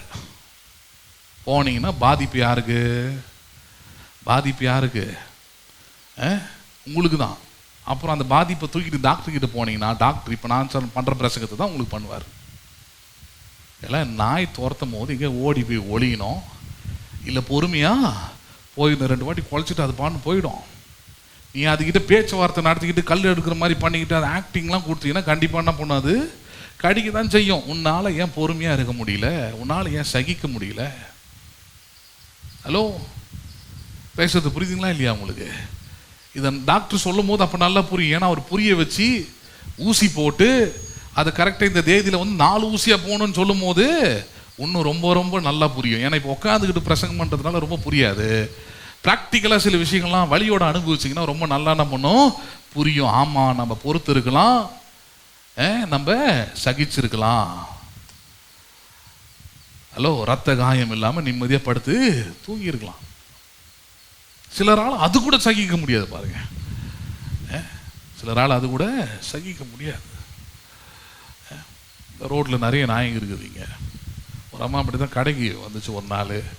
அந்த அம்மா வர செட்டப்பை பார்த்துட்டு, அந்த கெட்டப்பை பார்த்துட்டு நாய் குறைச்சிது. நான் பார்த்தேன். நான் ஏன் அப்படின்னா அந்த அம்மா நைட்டி ஒன்று போட்டுக்கிச்சு, அதுக்கப்புறம் துண்டை 3 சுற்ற சுற்றி, ஒரு சுற்றினாலே அதுங்களுக்கு பயம் வந்துடும். 3 சுற்ற சுற்றிக்கிட்டு பையன் வேறு இப்படி ஆட்டிக்கிட்டே வந்துச்சு. அது நான் இங்கே தான் நின்று பார்த்துக்கிட்டே இருந்தேன்.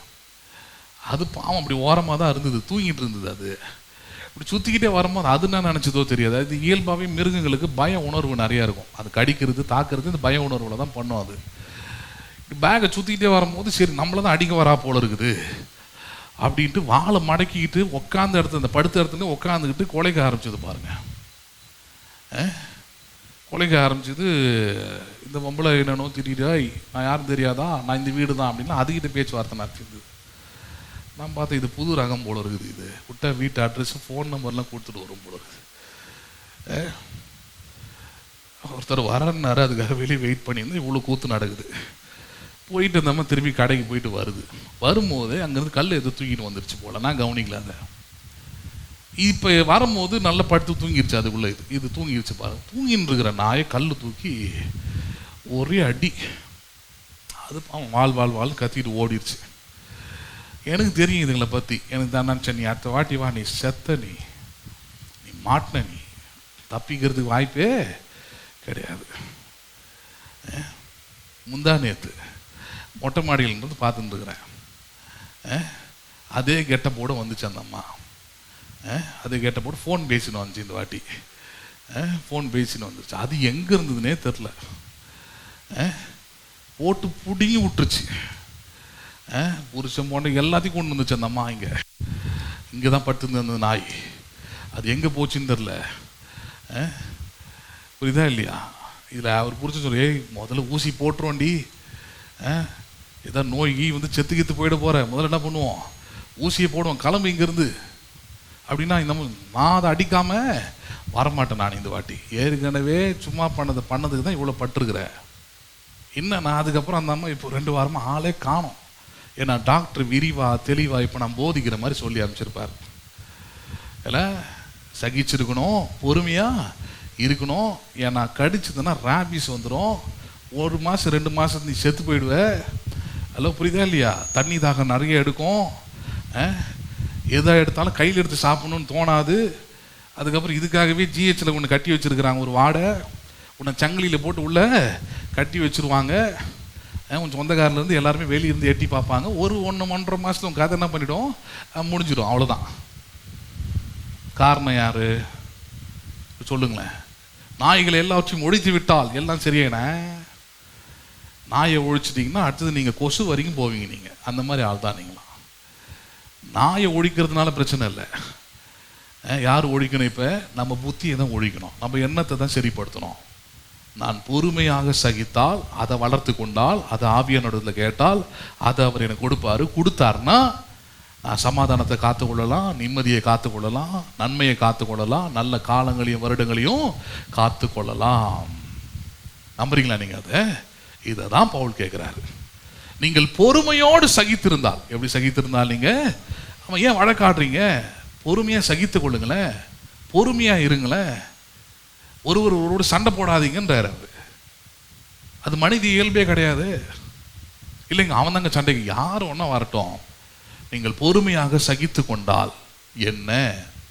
நீங்கள் பொறுமையாக சகிக்காம வழக்காடிட்டீங்கன்னா சொல்றார், நீங்கள் பண்ணது தான் அநியாயம், நீங்கள் பண்ணது தான், நீங்கள் பண்ணுறது உங்களுக்கு தான் நஷ்டமாக முடியும். சகோதரருக்கும் அப்படியே என்ன பண்ணுகிறீர்கள், செய்கிறீர்கள். இப்போ பாருங்க 9வது வசனம்.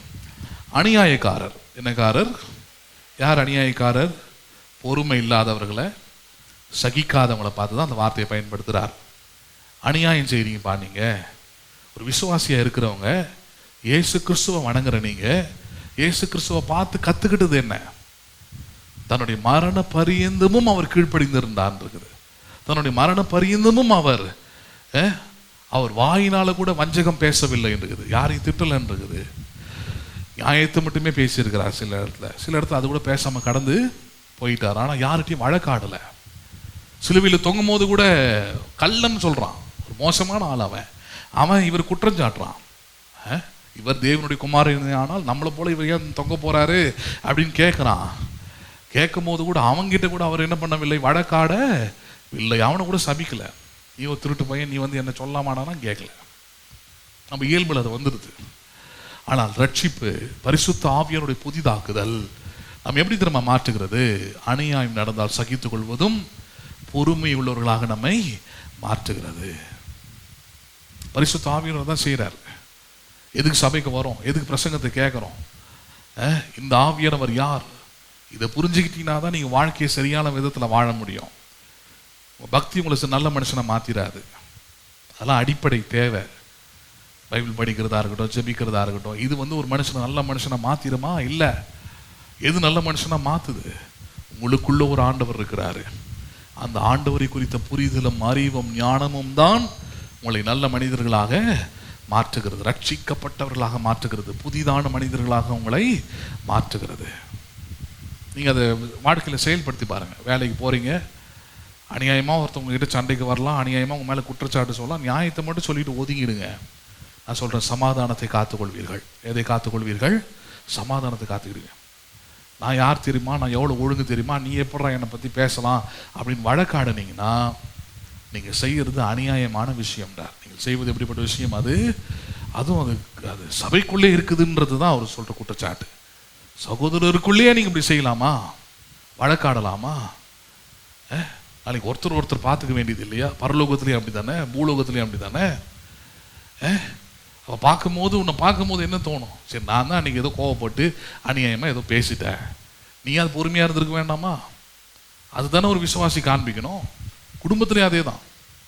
ஹலோ, கணவனே ஏதோ ஒரு கோவப்பட்டு ஏதோ திட்டுறாரு, ஏதோ பேசுகிறாருன்னா வரிஞ்சு கட்டிக்கிட்டு நான் நல்லவ தெரியுமா அப்படின்னு நிற்கக்கூடாது. அது அவசியமற்றது. அது நீங்கள் போய் எந்த வாழை மரத்தையும் எரிக்க வேண்டிய அவசியம் இல்லை. நீங்கள் பண்ண வேண்டியது என்ன? உங்கள் பொறுமையை காண்பித்து, உங்கள் பொறுமையை நிதானத்தை அங்கே பயன்படுத்தி, பொறுமை இழந்திருக்கிற அந்த மனுஷன், அநியாயமாக பேசக்கூடிய மனுஷனை சிந்திக்கிற மனுஷனாக தூண்டி விடுவது அவங்களுடைய வேலை. அந்த மனுஷன் உட்காந்து யோசிக்கணும், நம்ம இவ்வளோ அநியாயமாக பேசுகிறோம், இப்படி திட்டுறோம், இப்படி பண்ணுறோம், பொறுமையாகவே இருக்கிறாளே. 1 பேதுரு 4, பேதுரு ஒரு குடும்பஸ்தன்றதுனால அவர் அதை தான் போதிக்கிறார். கற்புள்ள நடக்கைன்னு ஒரு வார்த்தையை பயன்படுத்துகிறார். என்ன கற்புனா? குணம். கற்புனா என்னது? அது சரீரத்தை சார்ந்த விஷயம் இல்லை. அதை படிக்காதவங்க அப்படி எடுத்துக்கிட்டாங்க கற்புன்னா என்ன? அது மனதை, உள்ளத்தை சார்ந்த ஒரு விஷயம். எந்த மனுஷன் தன்னுடைய உள்ளத்தில், தன்னுடைய மனதில் பொறுமை, சகிப்பு, நிதானம், அன்பு, மன்னிப்பு இதெல்லாம் இல்லாமல் இருக்கிறானோ அவன் தான் கற்பு இழந்தவனாக இருக்கிறான். அது ஆணாக இருக்கட்டும், பெண்ணாக இருக்கட்டும். பேதுரு அதை போதிக்கிறார். கற்புள்ள உங்கள் நடக்கையினாலே உங்கள் புருஷன் என்ன பண்ண முடியும்? நீங்கள் ஆதாயப்படுத்த முடியும்ன்றார். எது? அந்த நற்குணத்தை தான் சொல்கிறாருங்க. அப்போ நீங்கள் அதை தான் கவனிக்கணுங்க. பேதுரு மன்னிக்கணும், பவுலிங்க அதை தான் போதிக்கிறாரு. என்ன சொல்கிறாரு? நீங்கள் இப்போ நிதானமாக இருந்திருக்கலாமே, பொறுமையாக இருந்திருக்கலாமே. நீங்கள் நிதானத்தை தவறும் போது நீங்கள் அநியாயம் செய்யக்கூடியவர்களாக மாறுறீங்க. நீங்கள் அநியாயமும் பண்ணிட்டு நீங்கள் ஜெபிக்கிறீங்க, வேத வசனத்தை படிக்கிறீங்க, சபைக்கு வரீங்க, அதனால் நீங்கள் தேவனுடைய ராஜ்யத்துக்கு போயிடுவீங்கன்னு நினைக்கிறீங்களா அப்படின்னு கேட்டுட்டு அந்த வார்த்தையை பயன்படுத்துகிறார். போக மாட்டீங்கன்றாருங்க. என்ன பண்ண மாட்டீங்க? நீங்கள் அநியாயத்தை சகிக்கலைன்னா, பொறுமையாக இல்லைன்னா பரலோக ராஜ்யம் உங்களுடையது அல்ல. அதுதான் இங்கே பேசுகிறார். எப்படி பேசுகிறார் பாருங்க. 9ஆம் வசனம். அநியாயக்காரர் தேவனுடைய ராஜ்யத்தை என்ன பண்ணுவதில்லை? சுதந்திரிப்பதில்லை என்று அறியீர்களா? எதை சுதந்திரிப்பதில்லை? தேவனுடைய ராஜ்யம் வெறும் பரலோகம் மட்டும் இல்லை, தேவனுடைய ஆளுகை உண்டாயிருக்கிற வாழ்க்கை. தேவனுடைய ஆளுகையில் சமாதானம் உண்டாகுது, வெற்றி உண்டாகுது, நம்பிக்கை உண்டாகுது. இந்த தேவன் ஆளக்கூடிய இந்த வாழ்க்கை, இந்த ராஜ்யம் பிரவேசிப்பதே இல்லை என்றார். யாரை பார்த்து? அநியாயக்காரர், பொறுமை இல்லாத ஆட்கள், அநியாயத்தை சகித்து கொள்ள முடியாமல் இருக்கிற ஆட்கள் தேவனுடைய ராஜ்யத்தை என்ன பண்ணுவதில்லை, அவர்கள் சுதந்திரிப்பதே இல்லை. அதனால தான் பல குடும்பத்தில் நிம்மதி இல்லை, சமாதானம் இல்லை, ஆனால் சர்ச்சைக்கு வரேன்றாங்க. நல்லா கவனிச்சுக்கிடுங்க. சபைக்கு வருவது எதுக்கு? இதை கற்றுக்கொண்டு போவதுக்கு தான். எதை கற்றுக்கொண்டு போனோம்? தேவன் என்னை ஆள வேண்டும் என்றால், தேவனுடைய சமாதானம் எனக்கு உண்டாகணும், தேவனுடைய சந்தோஷம் எனக்குள்ள நிறைவா இருக்கணும், தேவனுடைய ஆறுதல் என் உள்ளத்தை நிறைக்க வேண்டும் என்றால் தேவன் சொல்லி இருக்கிறபடி ஒரு வாழ்க்கையை நான் வாழணும். அநியாயத்தில் நான் சகித்து கொள்ள வேண்டும், நஷ்டத்தை நான் பொறுத்து கொள்ள வேண்டும். ஹலோ, பேசுறது புரியுதுங்களா உங்களுக்கு? நஷ்டத்தை என்ன பண்ண வேண்டும்? நான் பொறுத்துக்கணும். நான் இந்த உலகத்தில் நஷ்டமாவாமே வாழ்ந்துடலாம் அப்படின்ற ஒரு விஷயமும் இல்லை. என்னதான் நீங்கள் முட்டி மோதி எல்லாத்தையும் கணக்கு போட்டு ரொம்ப திறமையாக உங்கள் ஆற்றலால் பண்ணாலும் ஏதோ ஒரு இடத்துல போய் நஷ்டமாயிட்டு நிற்பீங்க. ஏதோ ஒரு காரியம் நஷ்டமாகும். ஆகும்போது முக்கியமாக குடும்பத்தில் இருக்கக்கூடிய மனைவியோ, கணவனோ, அல்லது பிள்ளைகளோ, இல்லை சபையாரோ, விசுவாசிகளோ நஷ்டப்பட்டு கிடக்கிற ஒரு ஆளை பார்த்துட்டு இப்படிலாம் பண்ணியிருக்கலாம்னு ஐடியா கொடுக்கக்கூடாது.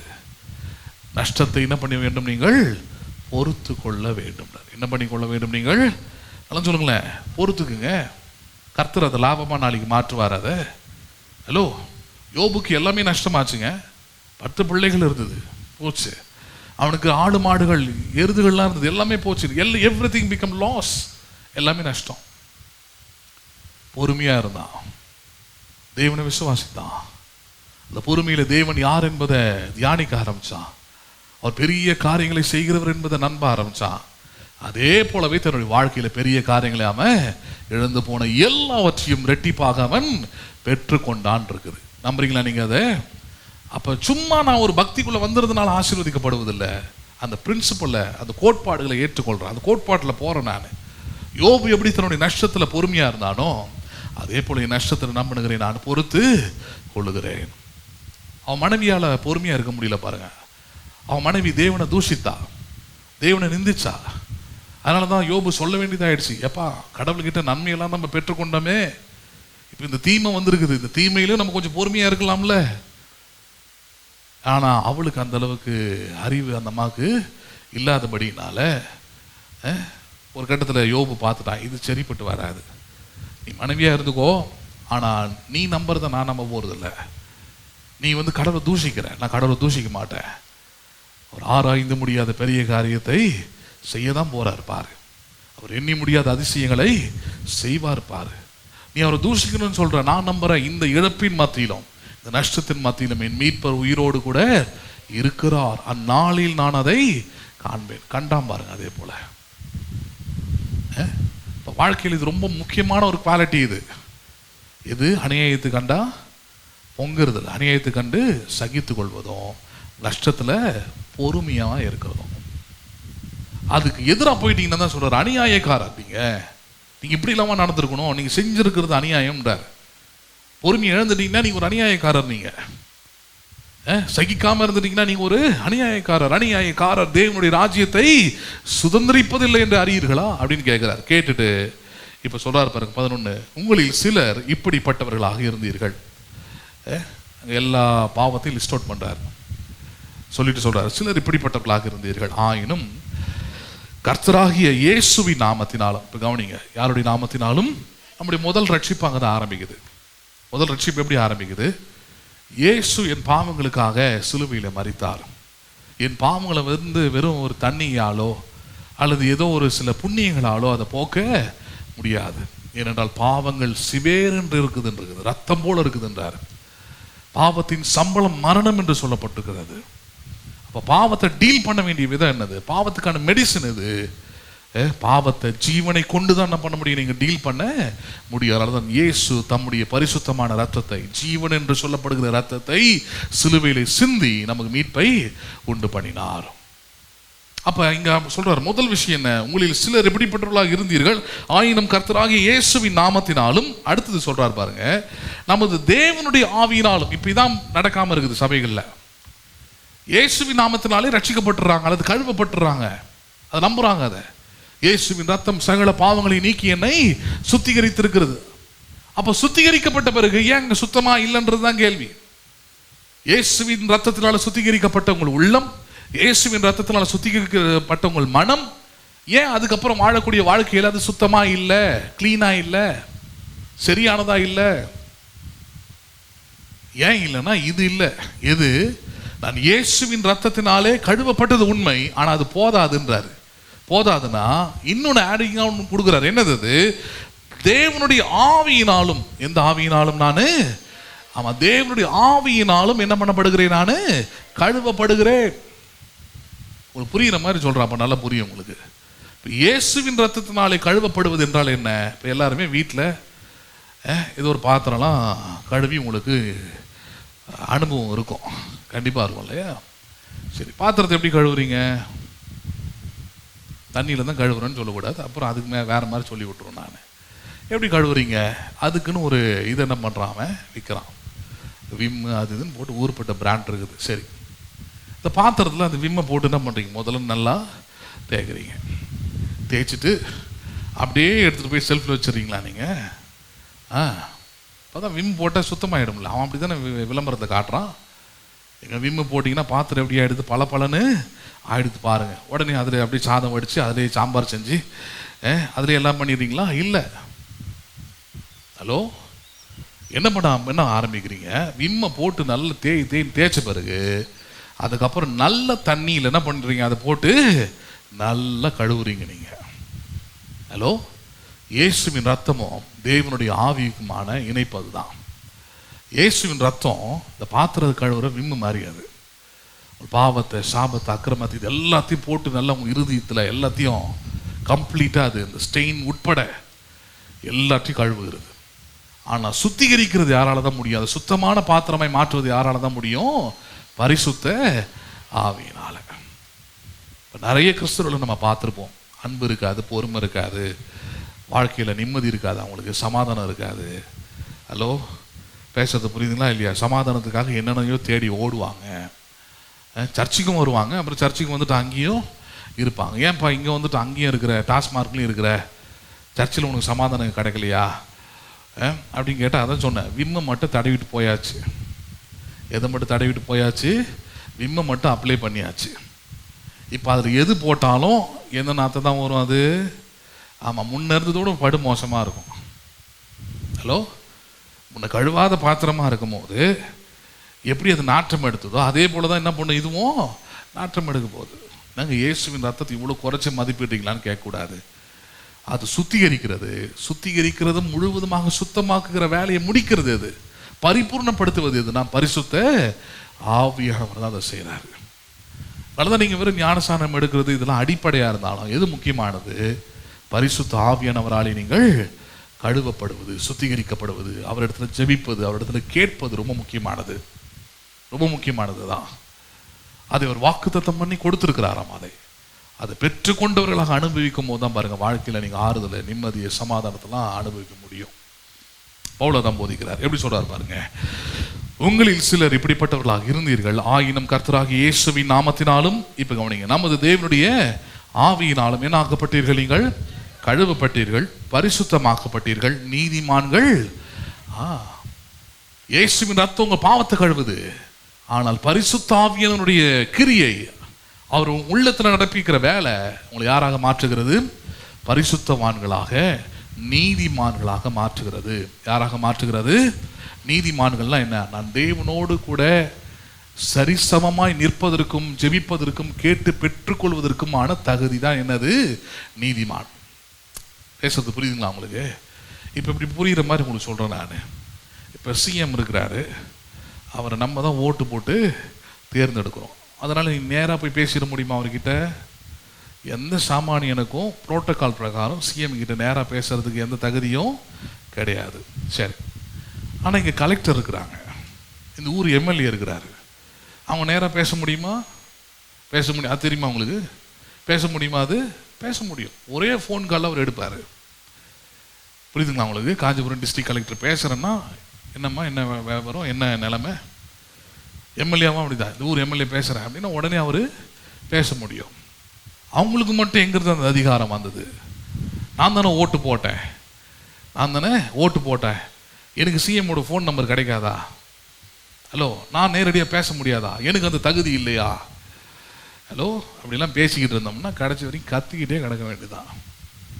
நீதிமான்னா என்ன? அதுதான் நீதிமான்னா என்ன? முன்ன நான் பாவியாக இருந்தேன், நான் தேவனிடத்தில் ஜெபம் பண்ணாலும் என் ஜெபம் ஒன்றும் எடுபடாது. ஏன்னா அவர் பரிசுத்தம் உள்ளவராக இருக்கிறார், அவர் நீதி உள்ளவராக இருக்கிறார், அவர் ஏதோ ஒரு தகுதி எதிர்பார்க்கிறாருங்க. அந்த தகுதி எப்படி உண்டாகிறது? இயேசுவின் ரத்தத்தினாலும் பரிசுத்த ஆவியானவருடைய புதிதாக்குதலினாலும் அது உண்டாகிறது.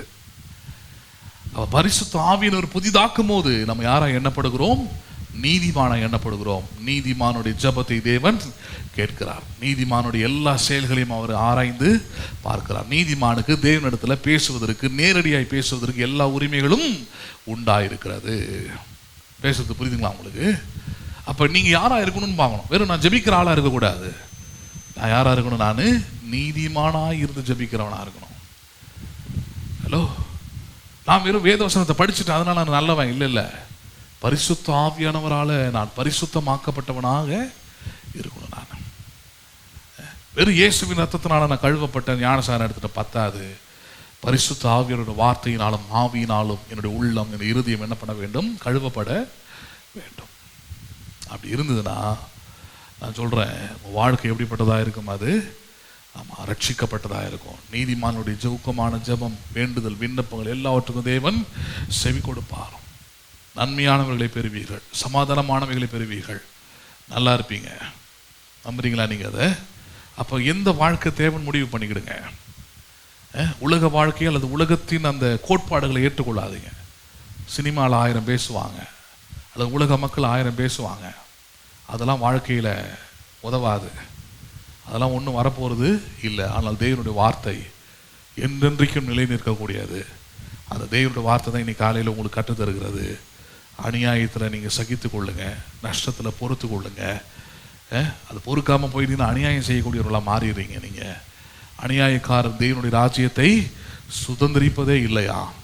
ஆனால் இப்படிலாம் இருந்த நீங்கள் இப்போ இயேசுவின் நாமத்தினாலும் பரிசுத்த ஆவியினாலும் நீங்கள் கழுவப்பட்டீர்கள், பரிசுத்தமாக்கப்பட்டீர்கள். இப்பொழுது நீதிமான்களுமாய் இருக்கிறீர்கள்டார். யாருமாய் இருக்கிறீர்கள்? நீங்கள் நீதிமான்களாக இருக்கிறீர்கள்டார்.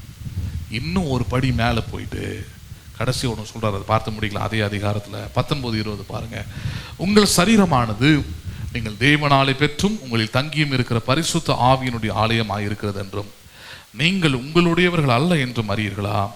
கிரயத்திற்கு கொல்லப்பட்டீர்களே, ஆகியால் தேவனுக்கு உடையவைகளாகிய உங்கள் சரீரத்தினாலும் உங்கள் ஆவியினாலும் தேவனை மகிமைப்படுத்துகின்றார். என்ன சொல்றாரு? இயேசு தம்முடைய விலையேறப்பெற்ற ரத்தத்தை சிந்தினார், அதுதான் விலையை கொடுத்தாரு. அந்த விலையை கொடுத்து உங்கள் சரீரத்தை அவர் வாங்கிக்கிட்டார். அப்படின்னா நீங்கள் இனி உங்கள் இஷ்டத்தின்படி வாழவோ செயல்படவோ முடியாது. எல்லாமே இந்த வசனத்தின்படி, வார்த்தையின்படி தான் நீங்கள் செயல்பட வேண்டும். அந்த கட்டுப்பாட்டுக்குள்ளே வந்துடணும். உங்களுக்கு புரிகிற மாதிரி மறுபடியும் சொல்கிறேன். வீட்டிலையே இருக்கிறீங்கன்னு வச்சுப்போமே, இஷ்ட நேரத்துக்கு எப்போனா வருவீங்க, எப்போனா போவீங்க, அப்படி இருப்பீங்க,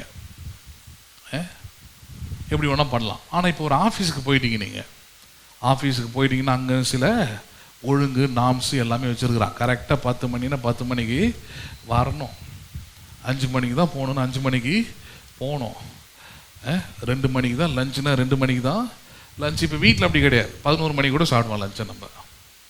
நம்ம இஷ்டம் தானே. நமக்கு காலை நீட்டிட்டு டிவி பார்த்துக்கிட்டே கூட சாப்பிடுவோம். இப்போ இதெல்லாம் எங்கே பண்ண முடியாது, எங்கே பண்ண முடியாது? நான் வீட்டில் அப்படி தான் இருந்தேன். அப்படின்னா ராஜா நீ என்ன பண்ண, வீட்டிலே இருந்துக்குப்பா, நீ கிளம்பு, உனக்கு ஆஃபீஸுக்கு என்ன பண்ணாது, செட் ஆகாது. பேசுறது புரியுதுங்களா உங்களுக்கு? கிறிஸ்துவ வாழ்க்கையும் அதே போல தான். நீங்கள் முன்னே கிறிஸ்துவ அறிவதற்கு முன்பதாக அவங்க சொல்கிறது, இவங்க சொல்கிறது, யாரோ சொல்கிறதெல்லாம் கேட்டு உங்கள் இஷ்டத்தின்படி வாழலாம், உங்கள் இஷ்டம் அது. ஆனால் இப்போ அப்படி இல்லை. இப்போ உங்களுக்கு ஒரு தேவன் ஒருவர் இருக்கிறார், அவருடைய வார்த்தைகள் கொடுக்கப்படுகிறது, அவருடைய கட்டளைகள் கொடுக்கப்படுகிறது, பிரமாணங்கள் கொடுக்கப்படுகிறது. வாழ்க்கைனா இப்படி தான் என்ன பண்ணணும், நீ வாழணும், இப்படி தான் நம்பணும், இப்படி தான் செயல்படணும்னு சொல்லியிருக்கிறாரு.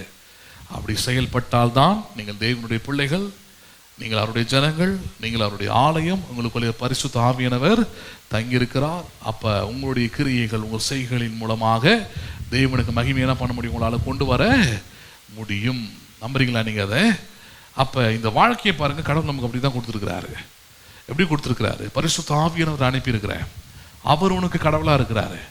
அந்த கடவுளை, அந்த தேவனை உள்ளத்தில் ஏற்றுக்கொள், அவரிடத்துல ஜெபம் பண்ணு, கேட்ட வசனத்தின்படி அவரிடத்துல கேள். அப்போ கேட்கும் போது உன் வாழ்க்கையை அவர் அர்த்தம் உள்ளதாக என்ன பண்ணுவார், அவர் மாற்றுவார். பரிசுத்த ஆவியானவரின் புதிதாகுதலினாலே நீங்கள் புது சிருஷ்டியாக மாறுவீர்கள். நான் சொல்கிறேன், அதுக்கப்புறம் உங்கள் வாழ்க்கையை டிஃப்ரெண்ட்டாக இருக்கும். ஹலோ, தூக்கமே வரலன்ற வாழ்க்கை நல்லா தூக்கம் வரும். சின்ன சின்ன பிரச்சனைக்கெல்லாம் மூழ்கிக்கிட்டு இருந்த வாழ்க்கை எவ்வளோ பெரிய மலை போல பிரச்சனையில் கூட தாவீது சொன்ன மாதிரி சொல்லுவீங்க, சமாதானத்தோடு படுத்துக்கொண்டு நித்திரை செய்கிறேன், கர்த்தர் என்னை தாங்குகிறார். உங்கள் நம்பிக்கை, விசுவாசம் அப்படி போயிடும். அது வரைக்கும் நம்பிக்கையற்று இருந்த உங்கள் உள்ளம், விசுவாசிக்காமல் இருந்த உங்கள் உள்ளம், வாழ்க்கை எல்லாமே கம்ப்ளீட்டாக சேஞ்ச் ஆகிருக்கும். எப்படி? பரிசுத்த ஆவியானுடைய ரட்சிப்பு அப்படிப்பட்டவர்களாக உங்களை மாற்றுகிறபடினாலே. நம்புறீங்களா நீங்கள்? இவைகளை எல்லாரும் எழுந்து இருப்போம், ஜெபிப்போம். எங்கள் அன்பும் இரக்கமுள்ள பரலோக தகப்பனே, இந்த ஆசீர்வதிக்கப்பட்டதான இந்த நல்ல காலை வேலைக்காக நன்றி செலுத்துகிறோம். போதிக்கப்பட்ட கேட்ட வசனங்களை, வார்த்தைகளை கர்த்தர் ஆசீர்வதிப்பீராக. கேட்ட ஒவ்வொரு உள்ளத்திற்குள்ளும் பரிசுத்த ஆவியானவர் நீர் கிரியை செய்வீராக. அனுப்பப்பட்ட சத்தியம் ஒன்றும் வீணாக போகாதபடிக்கு அது உங்கள் பிள்ளைகளுடைய வாழ்க்கையிலே செயல்படவும் நிறைவேறவும் நீர் அவளை பலப்படுத்துவீராக. அநியாயத்தை சகித்துக் கொள்வதும் நஷ்டத்தை பொறுத்து கொள்வதும் பரிசுத்த ஆவியானவரால் அவருடைய புதிதாக்குதலினால் உண்டாகிற மிகப்பெரிய மேன்மையான குணம். ஆண்டவரே, பரிசுத்த ஆவியானவர் எங்களை கழுவி எங்களை பரிசுத்தமாக்கி எங்களை நீதிமான்களாக மாற்றி தேவனுடைய ஆலயங்களாகவும் எங்களுக்குள்ளே அவர் தங்கி வாசம் பண்ணுகிறதாகவும் எங்களை மாற்றின இந்த உன்னதமான நிலைமைக்காக நன்றி செலுத்துகிறோம். நாங்கள் சாதாரணமானவர்கள் அல்ல, எங்களுடைய வாழ்க்கையும் சாதாரணமானவைகள் அல்ல. நாங்கள் தேவனுடைய ஆலயங்கள்.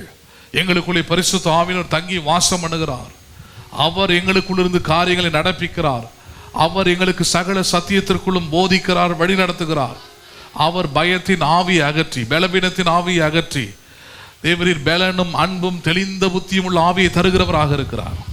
அப்படிப்பட்ட ஆவியை பெற்றவர்களாக ஒவ்வொருவரும் செயல்பட்டு நம்முடைய தெய்வீக சமாதானத்தை, சந்தோஷத்தை, தேவனுடைய ராஜ்யத்தை அனுபவிக்க நீர் உதவி செய்யும். வாழ்க்கைகளை கட்டியெடுப்போம். ஒவ்வொரு பிள்ளைகளையும் ஆசீர்வதியும். பூரண சுகம், சமாதானம், ரட்சிப்பு ஒவ்வொருவரையும் காத்து வழி நடத்தட்டும். இயேசுவின் நல்ல நாமத்தில் ஜெபிக்கிறோம் எங்கள் ஜீவனுள்ள நல்ல பிதாவே, ஆமென். என் ஆத்துமாவே கர்த்தரை ஸ்தோத்திரி, என் முழு உள்ளமே பரிசுத்த நாமத்தை ஸ்தோத்திரி. என் ஆத்துமாவே கர்த்தரை ஸ்தோத்திரி, கர்த்தர் செய்த சகல உபகாரங்களை மறவாதே. ஆமென். ஆசீர்வாதம். நம்முடைய கர்த்தராகிய இயேசு கிறிஸ்துவின் கிருபையும் பிதாவாகிய தேவனுடைய அன்பும் பரிசுத்த ஆவியானவருடைய ஐக்கியமும் இன்றைக்கும் என்றைக்கும் சதா காலமும் நம் அனைவரோடும் கூட இருப்பதாக. ஆமென், ஆமென். God bless you. மீண்டும் உங்களை நான் இன்று மாலை சந்திக்கிறேன். கர்த்தர் உங்களை ஆசீர்வதிப்பாராக.